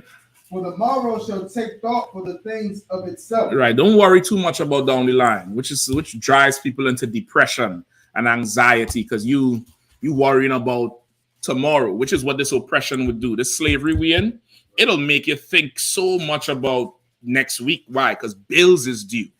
And what in your pocket today ain't enough. F all of that shit. We are camp today, we are class. What's going on? Ain't no pork in there. Just forget all that shit. Tomorrow gonna take care of itself. Now, at the same time, don't just do that and be like, well, I don't need no slavery because tomorrow the bill's gonna get paid. No. Do what you have to do, but don't now just load your mind. Don't afflict yourself. Don't incur injury on your own self. Don't sabotage yourself with just, going crazy over the shit. Now you develop a goddamn drinking problem. You done hooked on drugs. You had to go get all kind of antidepressants or uppers because you're so depressed. Don't do that shit, man. Don't do that. Go ahead. It's great. Just before when I brought him here to class, and when my cousin was going through, he had a job that was moving out to Colorado, but he missed the second meeting. But they called him for a first interview. They got it. The second meeting just about a meeting about telling him how they're gonna move him there and stuff like that. He missed it, but they told him there was no sweat. Even though there was no sweat, he still. He a slave, right? He a slave. He's like hot dog. I'm going to a new plantation. Right. He's crazy. I don't know. I beat myself up because I missed the thing. I just called you because I just beat myself because I missed it. He ain't beating himself up for Passover. Right. He ain't beating himself up because he missed, feast day. Oh shit, I ain't paying my tithes this week. What could I do? He's again sacrificing himself for the devils. Right. Who the hell want to be in that shit? I missed the meeting. They say it's okay. It's okay. Right. If they call and say, man, listen, we're gonna drop you because you missed the meeting. Shalom. What the fuck you want me to do? I had to relax and just. You see, you successful, like a successful nigga don't think about shit. You wake up, is there coffee there? What's going on? You got something to eat? What's upside? He's successful. A nigga who's a failure, he has to know he's chasing success. So that shit, and it's going to drive you crazy. It's going like your life in truth, that's success. It's absolute success, and never ever think it's not. Never ever look and now be envious of in a wicked man, which is what these heathens are and people in the world.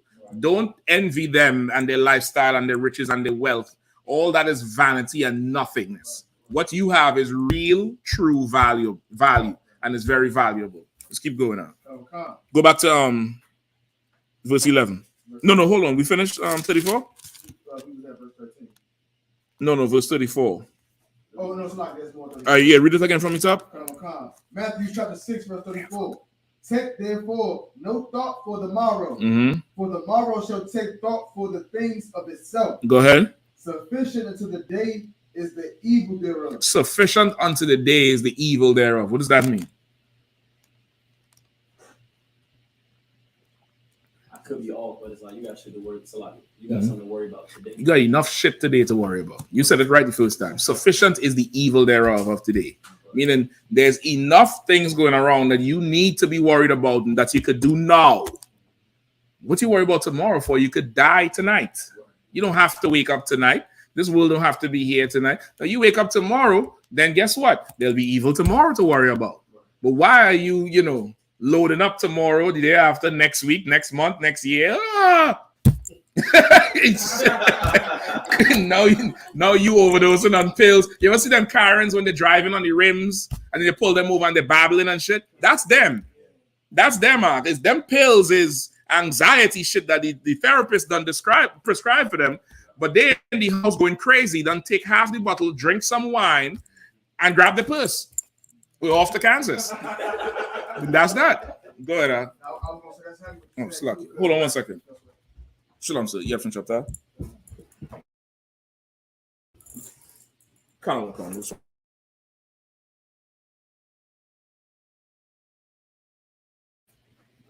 Salaki. Where we at? Oh, you was going to say something? Yeah, I was going to say, that's exactly what you said too, because I remember back then my pop used to always tell me, because he been so depressed, that he like, it's not enough hours in the day. Exactly. It just ain't enough. And the faster you realize that, the more you start serving the Lord, I mean, now you press for what he wants. And Christ said, come follow me. My burden is light. You get the point? Not that I don't have a burden, but that shit you lifting for these heathens, this burden over here is light. You could lift this. You could handle this. You get the point? Let's go back to 6 and 10. Where was that? 11, please. Matthew chapter 6, verse 11. Mm-hmm. Give us this day our daily bread. Go ahead. And forgive us our debts as we forgive our debtors. Right? That's what you should ask for. Meaning you asking the Lord to forgive you for things you may have done wrong. And at the same time, you done declaring or pledging like, as we forgive our debtors, meaning people who owe us or who have offended us. Right? You want the same mercy you give. You want the Lord to give you that. You should pray for that thing. Why? Because that's the evil of today. You may have did something that the Lord just done gave the order. Yeah, kill that nigga. You can ask us, Lord, slack him. That's what you should pray for. Right? Go ahead. Verse 13. And lead us not into temptation, but deliver us from evil. Right, and you asking him to steer you away from the things that are going to get you to now sacrifice yourself to devils.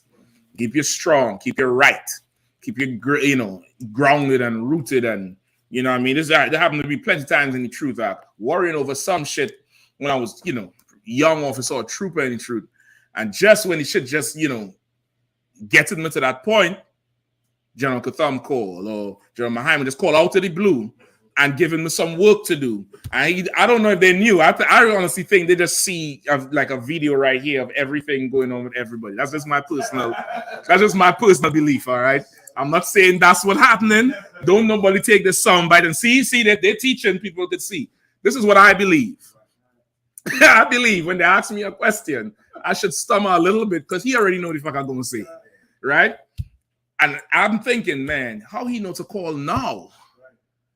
And because I've taken this job now, I don't get caught up in some bullshit over there. You get the point? And that would happen because now the Lord, your Father knows what you need. Right. Go ahead. Like so you've done that many times. For me, I know. No, I don't know. I don't know. I'm just following the orders. They call me, hey, get somebody on this. I call you all. Shit. Go ahead. Like I said, it's like you said, it's like when you have to do the work, it really saves you from a lot of BS and a lot of worrying. It's like your mind doesn't have time now to drift over on the other side. It's like I have to get this done. I can do this for today. Like it's good in the sense of like in the world you don't have that type of commitment or responsibility. You're right, and Commander Yahanna said it, himself. He said, like, if you want to learn how to fight your own demons, take on your brother's problems, right? And sometimes your brother's problems come in the form of orders. I need this done. I need that done. It could be 3 a.m. Right. Get up and get the shit done. The shit gonna give you a purpose where you don't really have time to, consider this shit. You know what I mean? And okay, the truth is so good where the truth gives you a sense of achievement like nothing else could. He sort of call it fulfillment. Right. Like I feel so fulfilled. You go feed some people on the side of the street, you know, they pour on some Air Forces and some sweatpants, and they think they're slumming it, and they're going down in the ghetto. See, we're feeding people, and that's how they feel. But what the work we do is real life achievement. It's a takedown. It's a, you know, it's something amazing. You get the point? And that shit, it takes the demon off of you, because that demon is giving you all that type of doubt. It's Asmodeus. It's Asmodeus that plaguing you your whole goddamn life. And that, you know, work gets rid of Asmodeus. When you at camp, do you feel like, nigga, you ain't shit? All right, then. Just be at camp every day. Just, you know, just be in that spirit every goddamn day and just do the shit. And you'll see it over time. You'll start to get more focused, more strong, and then more people start to draw from your strength. And you just keep battling the shit until the shit, okay, damn near the demons don't go away. It's more so that you can handle this thing now. You can handle the shit. You can, you know how to fight that situation. Every now and then they're going to team up, but this works. And that's what your prayer would be. Go ahead, Art. And that's heavy what you said, because that's what I always see with like a lot of brothers in the world, or people that have problems. Mm-hmm. It's like the stuff they worry about. And I always say, like, you know, they don't have a purpose in life compared to UPK. Like, that's right. We feel like grounded and firm because we feel fulfilled because we have a purpose. Yeah, hell yeah, you feel fulfilled, and your decision making is better because why? I had to be at camp. Right. I had to be here. I had to cover this class. I had to do this thing. I'm responsible for this particular thing here. Your decision making becomes better because your life matters, and your life doesn't matter to you.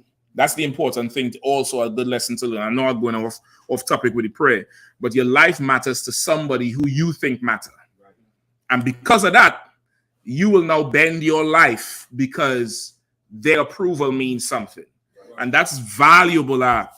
That's fucking valuable. Excuse my language. Them millionaires and billionaires who going and getting some devil, or like Chris Rock get some big head old Ethiopian, or Chappelle get this I don't know what she is, Filipino or something. Yeah. You get the point? Like they've, you know, goddamn, what is she great at? Right. We're talking about probably the best stand-up ever. Really, he's in that category. Arguably the best stand-up ever, maybe the best stand-up ever. And this brother, who is she? He ain't, you know, who is she? What does she do? You get the point? Like what you have is different. It's way different.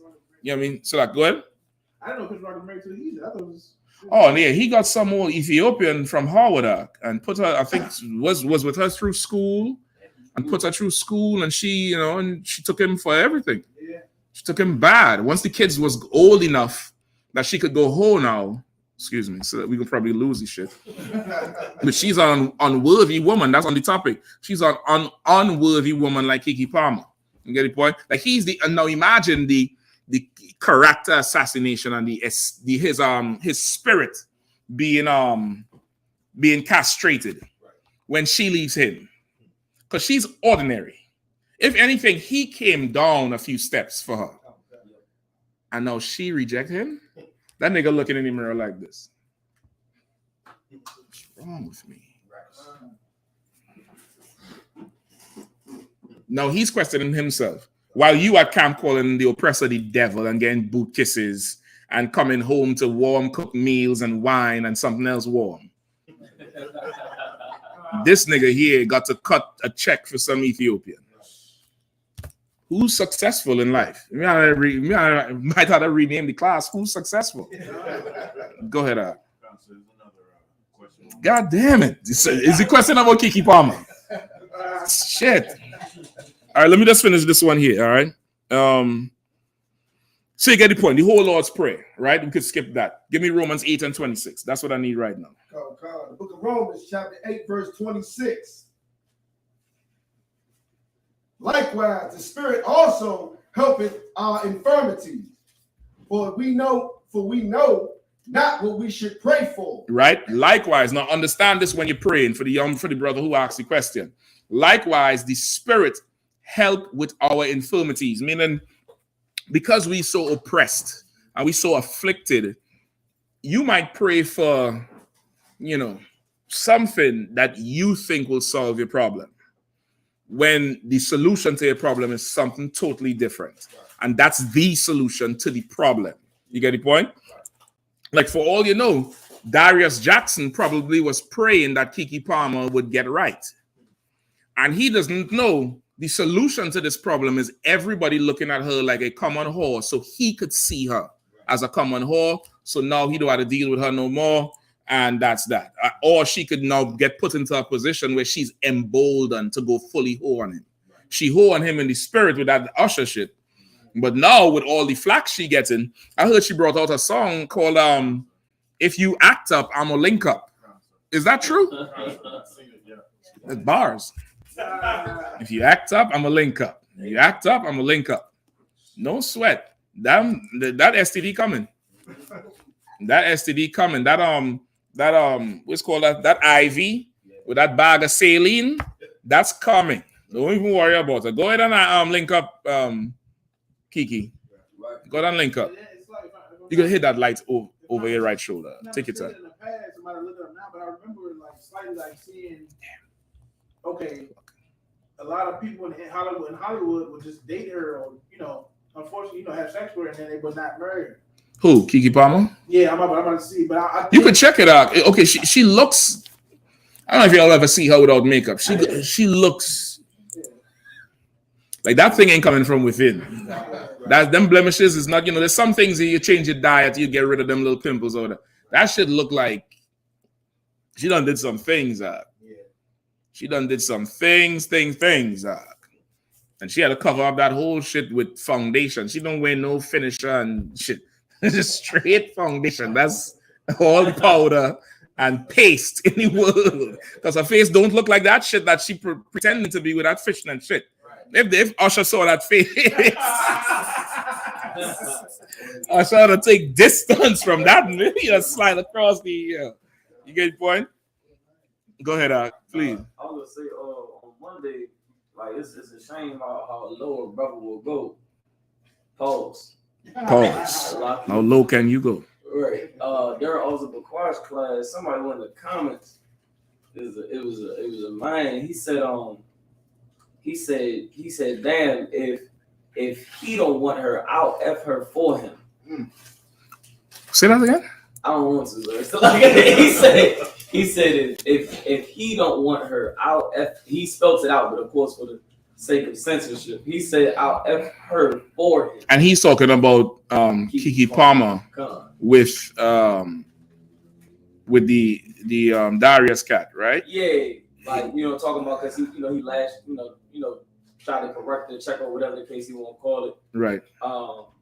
The dude that said, he said, man, if you don't want him, man, like I'll handle that for him. I'll go ahead and put that down for him. That's what he had said in the comments. Okay, and that's a very, very homosexual thing. To desire to go after a man because you have something for the man. He's really attracted to Darius Jackson. He's not attracted to Keke Palmer at all. He'll use her for the pleasure of it. It's like, like you're scratching your hand. Like he'll use her for that, but really he's scratching his hand like, stop scratching this itch here, nigga. Oh, nigga, I'm scratching this itch. Trying to piss Darius off. You get the point? Like it's nasty, nasty, and you're gay. Yeah. you really, like your member is getting stiff for him. Because if that wasn't his girl, would you want her? Right. No. You only want her because he don't want her, so I'll do it for him. Nasty Nate. Nasty Nathaniel. Go ahead. Out here we call that anything. What do you mean? He's anything. He'll do anything for anything. Damn. I just call it gay. I just say that's shit is this gay with the H. Should have an H on the end of that shit. It's gay, right? Where we at? Give me these intercessions. You read it again from the top, please. Shalom, sir. Book of Romans, chapter 8, verse 26. Likewise, the Spirit also helpeth our infirmities. For we know not what we should pray for as we ought. Right? The Spirit help with our infirmities, because we know not what we should pray for as we ought. Like what we think we should pray for is, not really what we want. You get the point? We the Lord knows what we want. So the Spirit of the Lord, the Holy Spirit, the angels is taking record. They taking the report back to the Lord, and the Spirit of the Lord is going to make intercessions for us. Meaning, the Spirit of the Lord is going to let him know what you really need. You get the point? And that happens a whole ton of time in counsel. Sometimes you call for counsel and you have one path in your mind about how you would solve your own problem. And then after hearing everything, whoever is on the other end say, well, why don't you do this? And it's like a light go in your head. And you be like, why the fuck did I even think about that shit? You know what? You're right. And then the problem solved. Because now you don't because you're caught in it. It's like in a fight. It's like, imagine you in a fight, but you're not seeing everything you could do. And then this thing might just be like, why don't you just shift this way a little bit? And it's like a whole landscape open up. You get the point? But because you're in it, you're in the tussle with Satan, you're in it with the demons, you can't see it. You get the point? You see a path, and your path might work, but it might be about 10 times harder. It might take you 10 years. When, the Lord going to deliver something to you that's going to be an immediate solution. Now, sometimes that immediate solution hurts. It's like, extracting a tooth. It has to come out. That's it. It just has to come out, and it might hurt for a second, but that tooth got to go, and that's just that. You get the point? And any more on it? Whoever was reading. But the Spirit itself maketh intercession for us with groanings which cannot be uttered. Right, but the Spirit itself make intercession for us with groanings which cannot be uttered. What does that mean? Go ahead, Bukwash. So it means that when you really into stuff and you don't even know what you want or what you're asking for, the Spirit will make an intercession like, hey, this is really what he means. This is really what. And what's the groanings?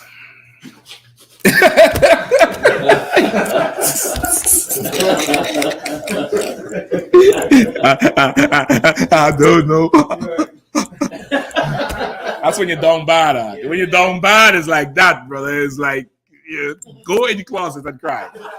Like all this, because now you're praying. So don't do it in public.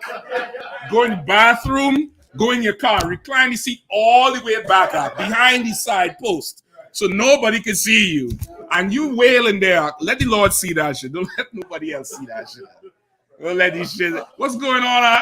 And you turn on the big snot bubble get big as you breathe.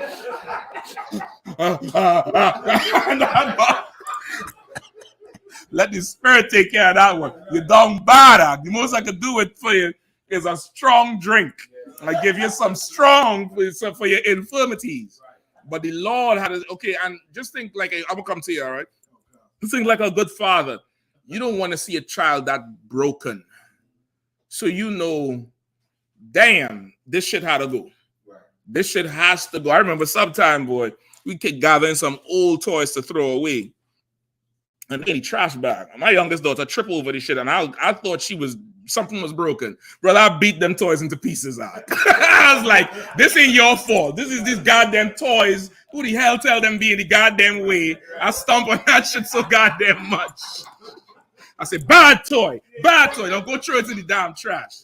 Like the Lord now is going to get rid of whatever is needed because he don't want you broken like that over some bullshit. You could be broken like that over him, though. You could be broken like that because you done failed him. That he'll accept. Right. But you cannot be broken because that's really love. Something got you turned up, whether it's a slavery, whether it's something going on it took your spirit. Right. Your spirit belongs to him. It belongs to him and nothing else. Go ahead, Art. They say you messed up because you don't have enough money to pay all the bills. Mm-hmm. You know what I'm saying? And rent's coming up. Mm-hmm. And you praying to get enough money or something to happen so you get the money for it. Mm-hmm. And then the Lord take your car, have them repo your car. So now that money you had for the car, you can spend it on the rent. Yeah. I'm gonna go you one further. That if you call for counsel, you'll find out Now, this is 9 out of 10 times. This is nothing I'm seeing on a flat screen TV somewhere in the fourth dimension. But if you call for counsel on that situation about your car getting repossessed and this and that, and you can't pay your rent, but you have a job, you find out what? 9 out of 10 times. You're mismanaging funds. And what's the number one thing you're mismanaging? You're not paying tithes. That's it. You'll find that out. And you'll find out that you lost the vehicle to help you pay your bills, but it's to also make you look and be like, damn, what the hell am I doing wrong? Right. Maybe I should start paying these tithes. Right. Because next time I could lose something that's just, I could get another car. Another car is easy to get, especially in today's society. A car is shit. Right. Get a car. Tax season coming. Lizzo need a man. Get 2 cars out. Get, cuffing season that coming up winter time. Once the leaves turn brown, yes, that's nothing. But there's a whole lot more shit that could happen. You get the point? And you'll find that part out. You'll find out that, okay, you know what? I should be. Once again, that's the problem. The problem is not mismanaging the funds or I need a raise. The problem, I ain't paying the top G his percent. I ain't paying the top gangster. I ain't paying the big Don his percent. His percent is 10. $1 out of every 10 you make. You take 9, he takes 1. You live like that, brother. You'll find out that, you might still be behind on bills. You might still be behind on rent. But somehow shit just swings your way all the time. You get the point? And let's say shit still don't swing your way. You might call and find out, and then you get a certain amount of assistance you need. You get the point? But that's the root of the problem is what the spirit is going to make intercessions for. It's going to do that for you. You know what I mean? But you're absolutely right.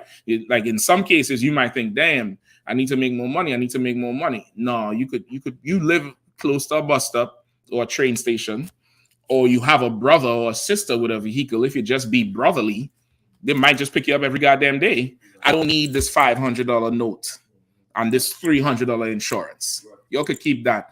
Automatically, you get $800 every month extra every goddamn month. You know what I mean? Now, to you can't flex no more. You can't drive around DC like, yeah. You can't do that shit no more. But nigga, you got $800 in your pocket. Now you could go buy drinks and stunt on the fool who's struggling to pay that $500 note because he don't know no better. You get it? Not that you should do it. I'm just saying. You shouldn't do that. You shouldn't stunt on nobody. I take that back. Salah. That was Satan talking. You get the point? Oh shit. All right, good. Also, Malakma Banyashka asks, Shalom, Adawan, can I get a breakdown of Deuteronomy 31, 21, and 22? It's like, sir, what's the song that the children of Israel were not to forget? Is it the law, statutes, and commandments? I'm gonna have to hear it. And then probably just do a few minutes on unworthy woman and toxic masculinity, all right? 31, 21, 22.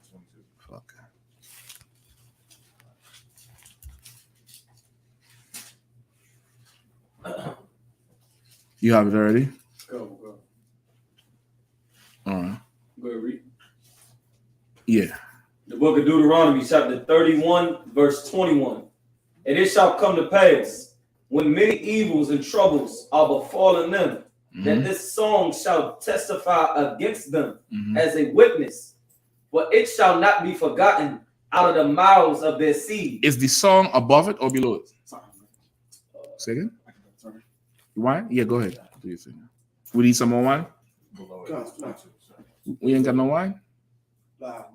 You can use from that for sure. But we should have. I think we have a couple gallons in there. That's all right. You can use from that. Use from that. We just refill that. Verse 22 is the song. Is the song? Yeah. Give me that part, if you don't mind. Verse 22. You ain't got to do it now, Bukwash. Checking this thing. Okay, no sweat. Moses therefore wrote this song the same day and taught it the children of Israel. And he gave Joshua the son of Nun a charge and said, be strong and of good courage. What's up? We got kicked off. We got kicked off? Fuck TikTok, man. Fuck them niggas. Them niggas ain't shit. They're unworthy like Keke Palmer. They're a bunch of disgusting, disloyal hoes like Keke Palmer. So much traffic and money and people I bring to your goddamn platform because they're watching me, nigga. And you get to you have the nerve to kick me off. Fuck you, TikTok. Damn old Keke Palmer ass out. Disloyal. No, I'm toxic. Yeah, I mean, TikTok is just a disloyal ass hoe. Old TikTok ass nigga. Salaki. You know, they ain't gonna make me feel bad. Fuck them. They're losing something. Shit. Go ahead, Yo, don't mind me. I just had every now and then I need to have affirmations. That's what the bro's called. Affirmations. Go ahead, In the middle of verse 23. And said, be strong and of a good courage, for thou shalt bring the children of Israel into the land which I swear. Is that the song? In verse 22, it might be further up in it might be further up in the chapter, if that's the case. But okay, this is what you should remember the song as. Just remember the song is like the Holy Spirit. That's what you really should remember. Don't think of if you sing this song automatically, what will happen? Things will just get better. That's Christian. Right. So don't think it's like never forget this song and you could, call a chariot down. Don't think that. Right. Think, be in the spirit of the Lord like a song you don't like. What's a song you don't forget? If there's somebody who they have in their mind or in their spirit a song that they haven't forgotten, what would I see? How would I know? What would I see? You mean like when the song is playing, they repeat it after word for word? But if it's a song they can't forget, or they have to remember all the time, what would I see? They always singing it. They're always singing it. They're stuck in the head. It's part of them. I mean, hear people say, I can't get this shit out in the head. You should. That is how the spirit of the Lord should be in you. It's like a song that you cannot forget. You get the point? It's like something that's just in you. You just can't let go of. Like a song, it's stuck. This thing is stuck. It's in there all day. You get the point? Go ahead. Go ahead, please. It's continued down into 30, but it's too wild. Let's say verse 22. Moses therefore wrote this song the same day and taught it the children of Israel. And he gave Joshua the son of Nun a charge and said, be strong and of a good courage, for thou shalt bring the children of Israel into the land which I swear unto them, and I will be with thee. And it came to pass when Moses had made an end of writing the words of this law in a book until they were finished, that Moses commanded the Levites which bear the ark of the covenant of the Lord, saying, take this book of the law and put it in the side of the ark of the covenant of the Lord your God, that it may be there for a witness against thee. For I know thy rebellion and thy stiff neck. You understand? Now, once again, this song is supposed to keep you from going off. It's supposed to keep, which is the Holy Spirit of the Lord. In Revelation, it says, come on, let me hear you. Come on, come on with me. Now you're getting up on a level now. You're getting up on a level. Go ahead. The book of Revelation, chapter 14, verse 3. And they sung as it were a new song before the throne. As it were a new song. That's not the one I was thinking about, but that's better. They sung as it were a new song. Not that it is a new song, but they sung it like this was the jam for the summer. They sung it like, what's the other one that everybody was singing. Anyway. No. Nope. No, sir. No, sir. Not me. I ain't singing that. It's a lie. Turn the station over there. The one who was the comedian, and he had a song that was a summer anthem. Oh, you talking about Lil Duval. Lil Duval. Remember, he had a song that was like, living my best life. Like, that shit was just, or the Baby Shark. Baby Shark, dude. Like, kids just sing that, all the adults sing it. It's stuck. They're singing this song like it was something new and brand new and fresh, but it's the same song. It's the same old thing. They're just singing it with vigor. They're just singing it with, once again, just like how they like to say, the truth done evolved and changed to something else. It's the same truth. We just singing it like it's a new song.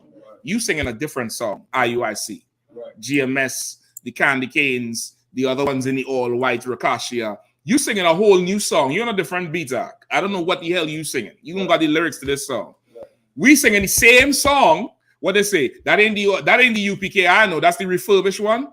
We singing it as it's a new song. This ain't refurbished. It's the same song. We just singing it better than you sang it before. That's all. You can sing. You couldn't sing before. You needed the auto-tune before. Yeah, I mean, we get up there and we blowing on that thing. You get the point? Go ahead, pause. Salakia. Woo, boy, pause. Y'all let me slide with that shit, man. Y'all ain't pause me. I had to catch the shit right back. Y'all was like, yeah, boy, you're blowing on that thing, you motherfucker. God damn, man. Shit. Good night.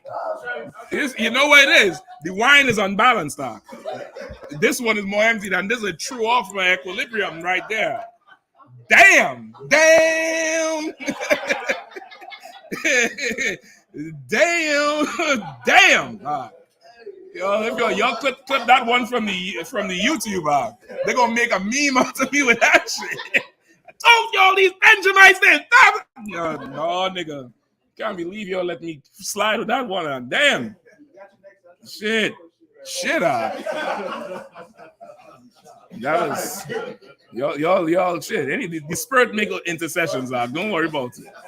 The spirit made intercessions. We good to go. Right? That's it. It's brotherhood. Where was that? No, I think you was reading one, right? You saw, okay, the one I was talking about is keep thy garments. That's in Revelation 2, where the Lord said, make sure you keep your garments, meaning, a Christian or a carnal-minded person would think it means to keep certain clothes on, right? That's not what it's talking about. It's talking about your garment is what you would wear officially to work, do the work of the Lord, to the feast day. He's talking about you wear the spirit of the Lord like you wear a garment. You get the point? Like that. That would be the song that everybody's saying that they should not forget.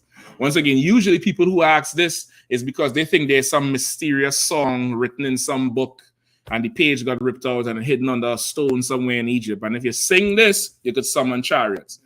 That's not what it means. It just means stop being Christian. Stop being Muslim. Stop eating pork, shrimp, crab, and lobster. Obey the Lord. Obey the Lord with all your mind, your heart, and your spirit. That's the song you shouldn't forget. You shouldn't forget it just because he's a billionaire. You shouldn't forget it because some old nasty broad like Keke Palmer come across your timeline or you see her in the store or some old nonsense. You get it? But you shouldn't forget the song, which is the Lord's Spirit. All right? I hope that answered the brother question. Bukwash? That's all the questions online. Okay, no sweat. Go ahead. For the clothes, are you looking for Revelation 16 and 15? Let me hear it. Behold, I am coming. Behold, I am coming as a thief. Blessed is the one who stays awake and keep his clothes, so that he will not walk about naked, and men will not see his shame. Right. Blessed is the. Read it again. Behold, I'm coming like a thief. Mm-hmm. Blessed is the one who stays awake and keep his clothes. So go ahead. Oh, it's not slide. No sweat. Let's find it real quick. All right. Behold, I come as a thief. Blessed is he that watcheth and keepeth his garments, lest he walk naked, and they see his shame. Right. Blessed is he that walk and keepeth his garment, lest he walk naked, and they see his shame. The only way you could be shamed is if what? If you're not following the Most High. That's how you get shamed. So that's why I keep the garment, which is the spirit of the Lord. All right. I hope that answered the brother question. I hope you type in and say it if it did. All right. Oh, damn.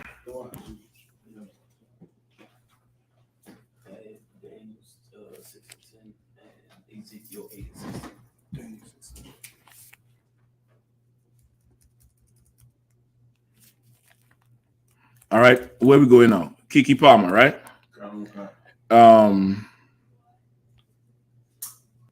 Go ahead. So like for possibly for a future class, I know I've heard the breakdown on it plenty of times. Also Nakamaya had mentioned it want to say in the camp speaking last week or the week before, but the firmament with the water and the just breaking down the firmament one more time, with the water, because right now, you know, these conspiracy theorists out there and all that, they talking about the ocean being in the space and all that above. But of course, they looking at it in a more spooky nature, the way, you know, they going with it with the zodiac signs and crystals and all of that and above. Mm-hmm. But I heard the breakdown on it before, but I just wanted to get a brushed up memory on the firmaments when it comes to the water that is, I guess, above the earth, I guess. Okay, the water, there's water in space, right? Water exists in three forms. Was it three forms? Gas, solid, and liquid. Was it water in space? Gas. And there's water on below the firmament. There's water between the waters or the land and the firmament. There's water up there. That's our stratosphere or whatever they call it. Then outside the firmament, there's also waters, right? That water is just in a gaseous state, right? The suit they wear to go in those waters at one time was damn near the exact same suit they wear to go in the liquid water, right? You could pull up a video for anybody and show them that NASA astronauts train in a pool. They train in a pool. It's called a density pool or some shit. It's something that it's water, but they do something to mimic the exact conditions of the water's outer space. The practice, you'll see them putting on the same heavy boot thing to sink to the bottom, and they'll be tubed up, and the big old the helmet, the glass, the fishbowl type shit. They'll put on that, and they'll train in these gigantic pools. They'll train doing the they'll train doing the mechanical work with these gigantic pools for space. They'll train like that, and they'll do it, and you could find those videos anywhere. You understand? You could find those videos anywhere. So now that's how you would do it. All right, go ahead up. Brother who asked a question. Also, Malakma, he says, Christian pulled that scripture on him to say that we are not Israelites because we don't know the song. I mean, it's lucky, brother. I done messed this thing up here. Bear with me. What? Yeah, Salaki. The Christians say we're not Israelites because we don't know the song. Then he shouldn't go try to find the song. He should tell the Christian, well, you find the song that we don't know. What's the song that we don't know? That's what he needs to find. He needs to find the song that we don't know so that now we know, okay, we need to go learn the song, if it even is a song. Right. The understanding of it is the Christian is the one who doesn't know the song because he's the one eating pork, shrimp, crab, and lobster. Right. He's the one who is disobeying the Lord. He's the one who is, everything to what? Okay, because we have so much men, take a walk with him, and Barack, you could just stand by the door. You all have the phones? Just have the phones to call, all right, if there's any issue. Right? Yeah. Let's have two brothers out there, if that's the case. All right? The Christian doesn't know the song, right? So say again? Yeah. You could keep a watch from there or just stand by and watch them all. It's too well, right? On the night when there's less brothers in the class, you might have to do one or none at all based on the manpower. I ain't too sure. All right. The Christian is the one who doesn't know the song. He forgot the song, and because he think he Christian. And what's the proof he forgot the song? There's one major proof he forgot the song. The question. That's how you know he forgot the song. And on that topic, that's what I was going to say. A lot of times we bring this stuff up about the scriptures. The Christians are saying that's old, so they're saying this is an old song they sing the new song, but their new song is Christianity because that's what I get from, my uncle who's a deacon or this Christian, that Christian. Even when brothers doing interviews in the street, a lot of sisters and brothers say, well, that was the Old Testament. That was the old. Listen, I saw Barack Yard do an interview on Multiple Wives. He asked a sister, he showed her in the Bible. She said, well, that was then. Right, this is now, and we done forgot the song. No, I was just going to say that if I could. Like, sisters, I done heard a lot of women acknowledge that multiple wives was a thing in the Bible. But they'll say, well, that was Solomon, though. He was a king. Like, they'll put it as, something. Yeah, and then why is he married? I got to finish it. That was the first rod they saw. Oh, that didn't sit well. So huh? I got you all back for that pause shit. Yeah, I mean that's all you tell them. But that's not, it's neither here nor there. That's the one who really forgot it. Malakama, he would have to prove where the song is. He would have to prove where it is. And if he can't find, the song in the Bible and he shows it to you elsewhere, you just pull he who adds or take away from the book is, evil. You're all familiar with that in Revelations. Because that preacher is adding to the book. This song here is not, a literal song. It's a spirit. The Bible is a black man's book. It's written poetically. It's written in verses and bars and metaphors and similes, like how rap music is today. It's written like that. You get the point? Give me 10 minutes and then we're done. All right. Give me Proverbs. Give me Deep Ditch. It's nice how ditch rhymes with the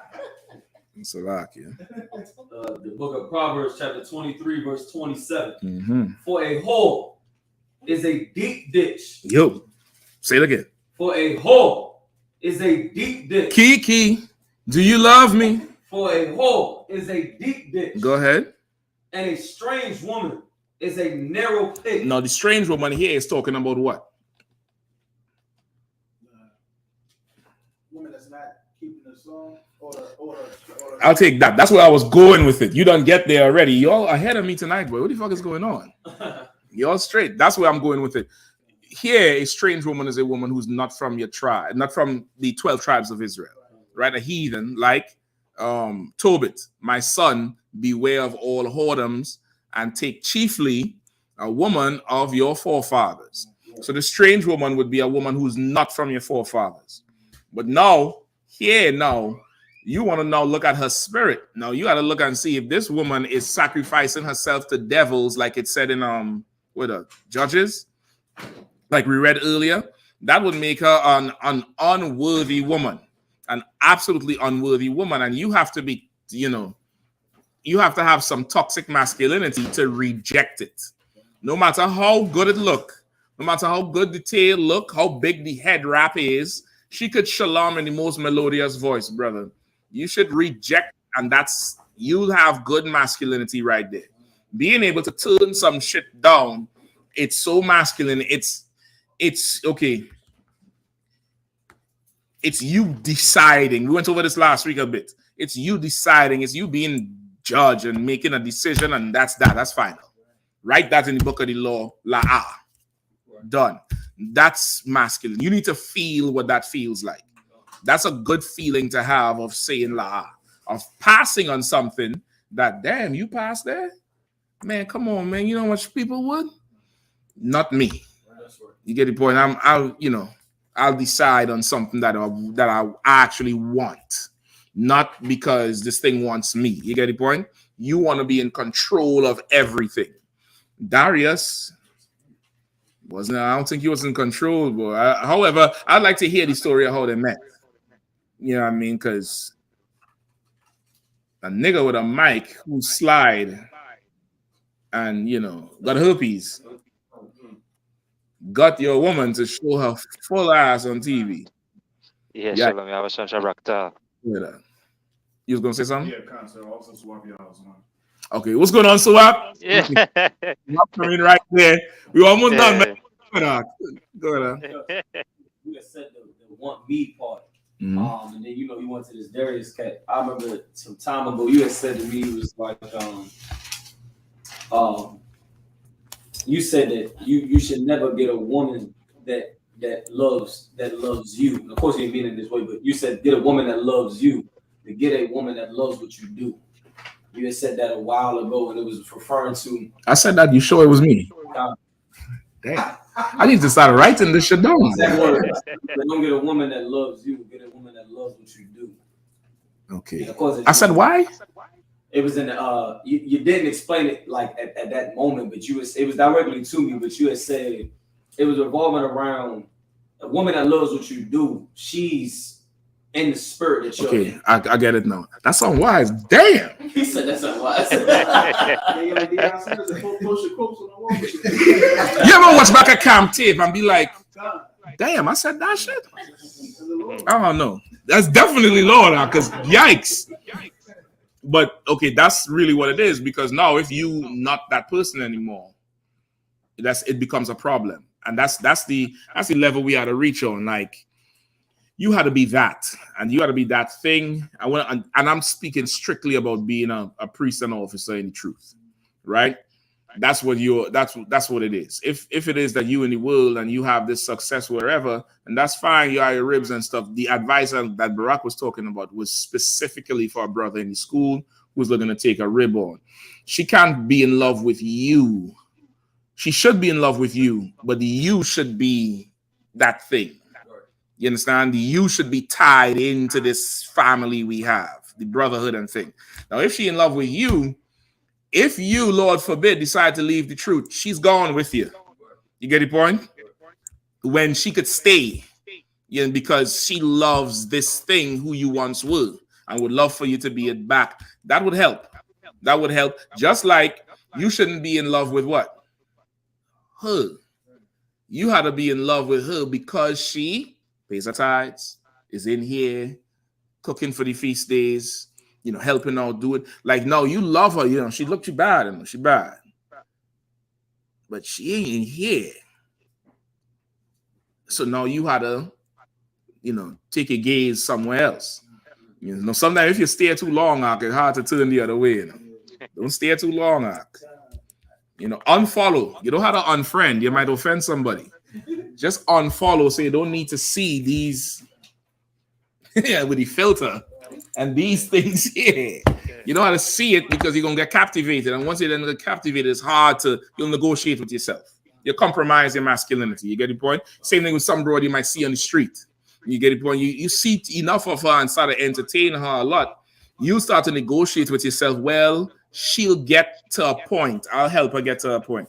Don't help her get to a point.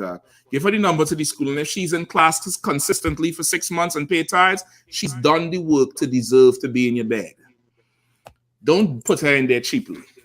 Don't do that. Remember, you successful. Think about, some guy who is, top notch, whatever. He'll take a special broad to make it past the doorway, see where he lives, see him.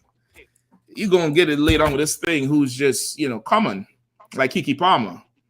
And make a song saying if you act up, I'm gonna link up. That's a common bitch. That's common.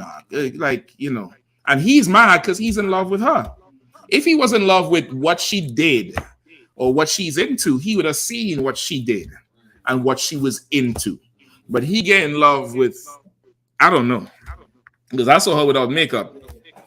I mean, she's a sister, so but boy. It's a rough plague right there.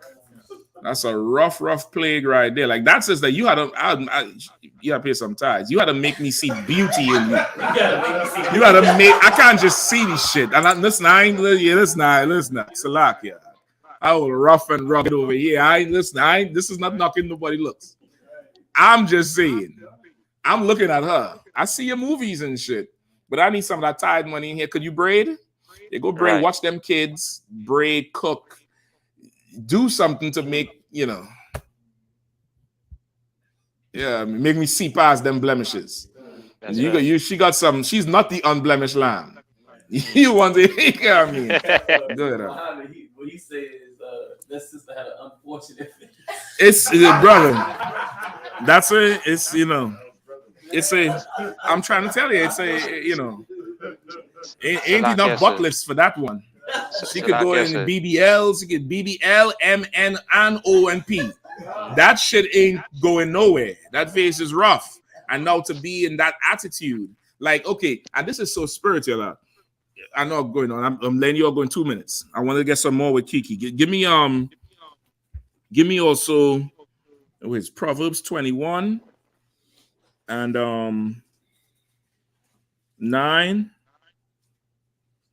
Also, go to Commanding General Yahanna channel live now. Commanding General Yahanna, go check it out. Like, share, and subscribe. That interview he did with Sarnetta, I think on Fridays on that channel, streaming live now. It's a good about 2-hour interview. Brother Sarnetta admitted he should have listened to Commanding General Yahanna and took the vaccine. He admitted he should have. He said, I should have listened to you. I got COVID so much times I thought I was going to die. He said one of the times he thought he was going to die. He said he should have listened and took the vaccine. It's a good-ass interview. Go check it all the way out. It's on the channel streaming right now. And I hope it is. Check and see if it's up, please. Right? So what? I appreciate that. He said Proverbs 21:9. Proverbs 21:9 and 19. Same chapter. Yeah. Hold that. Somebody else hold Ecclesiasticus 25 and 8. 25. This whole chapter 25. I'm gonna call the verses for that. All right. Like this is such a spiritual. You could just draw a line and put these scriptures on the other side if you need. This is another heavy thing. There was a part in that same Usher concert where he went to this sister. I think she's a sister who has vitiligo with the she's a leper. That's really what she is. She's really a leper. She got leprosy, right? And somehow she's a model, and to the Lord, that's unclean. Like she would have to not be in the congregation. You understand? Because she has something that's considered, that in the Bible would be considered a defect, meaning she's not being stoned or nothing like that. She just has to go and live in a separate colony. It's the same thing for people who have like cleft palate, like that. You ever see the movie Gladiator? Remember the Caesar, how he had the split face, kind of like a whole space here? That people who are little people, you'd have to go off and live there, and for a few generations until your offspring are normal, quote unquote. You get the point? And then you could join back the congregation, because the Lord don't want a nation of, this ain't Lord of the Rings. You want a nation of little people. He don't want a nation of everybody looking like the gateway cow. I know I'm making it funny. Y'all forgive me. I'm just trying to teach the class, right? He don't want that. So now that's it. Now, once again, this earth will now, she's the epitome of beauty in an effort to try to appease her community to get more money. So they put her as the model and stuff like that. When she's half naked all over the place, modeling and, underwear and all type of shit, when she should now take a more humble approach to some shit, because she has an unfortunate blemish, an unfortunate situation. So now she's there, which with the Lord, she's supposed to be the unclean one, right? What them blemishes on Kiki Palmer face, there ain't no law against that shit. You just have some, facial blemishes. This sister's supposed to be the unclean one. Usher comes to her, and she has more morals than you. And in the kingdom, she would be in a separate place. She wouldn't be allowed the freedoms you are allowed in the kingdom to come around. She'd be like an outcast living somewhere else until her offspring does not show the leprosy blemishes. Now, somebody who has it today, you know how to sweat it. A little person today, you're an Israelite, you know how to sweat that thing. Christ gonna come back and sort the whole thing out. You could come to class, you could come to the Passover, you don't know how to sweat none of that mess. Just call. But I'm just saying that's how it would be. Now, that sister got up there and sat on her husband's lap and was like, nigga, I ain't moving. And then Usher rode past and said, well, you chose. Meaning, like, he chose a good one. He chose, this is a good choice here. At least that's how I read it in the spirit. I don't know if he was telling her she chose. So what does that mean that she chose? He was coming to her, and then she hopped up and jumped in. He hopped. Once soon as she hopped in the lap, he looked at her and said, you chose. And he stood there for a minute. Like, you choosing him over me. Right. That's some gay shit. He was singing to her, and that's when she started Brian and her man's lap. And then he stood there for a minute. Yeah. She's simple still. You can't grind on me.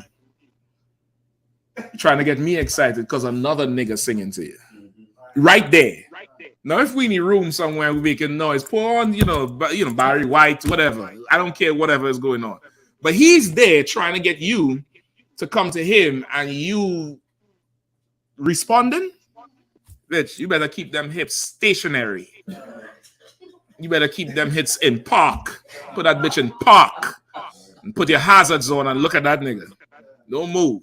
You get the point? But now in the spirit, that's what that brother chose. You get the point? It's like he prophesied on himself. Like the high priest that time when he's saying, if we leave this man alone, he would change the kingdom. He was prophesying against Christ, but he didn't know he prophesied on himself that if we let the Romans take this man, it would deliver the nation, which it really did.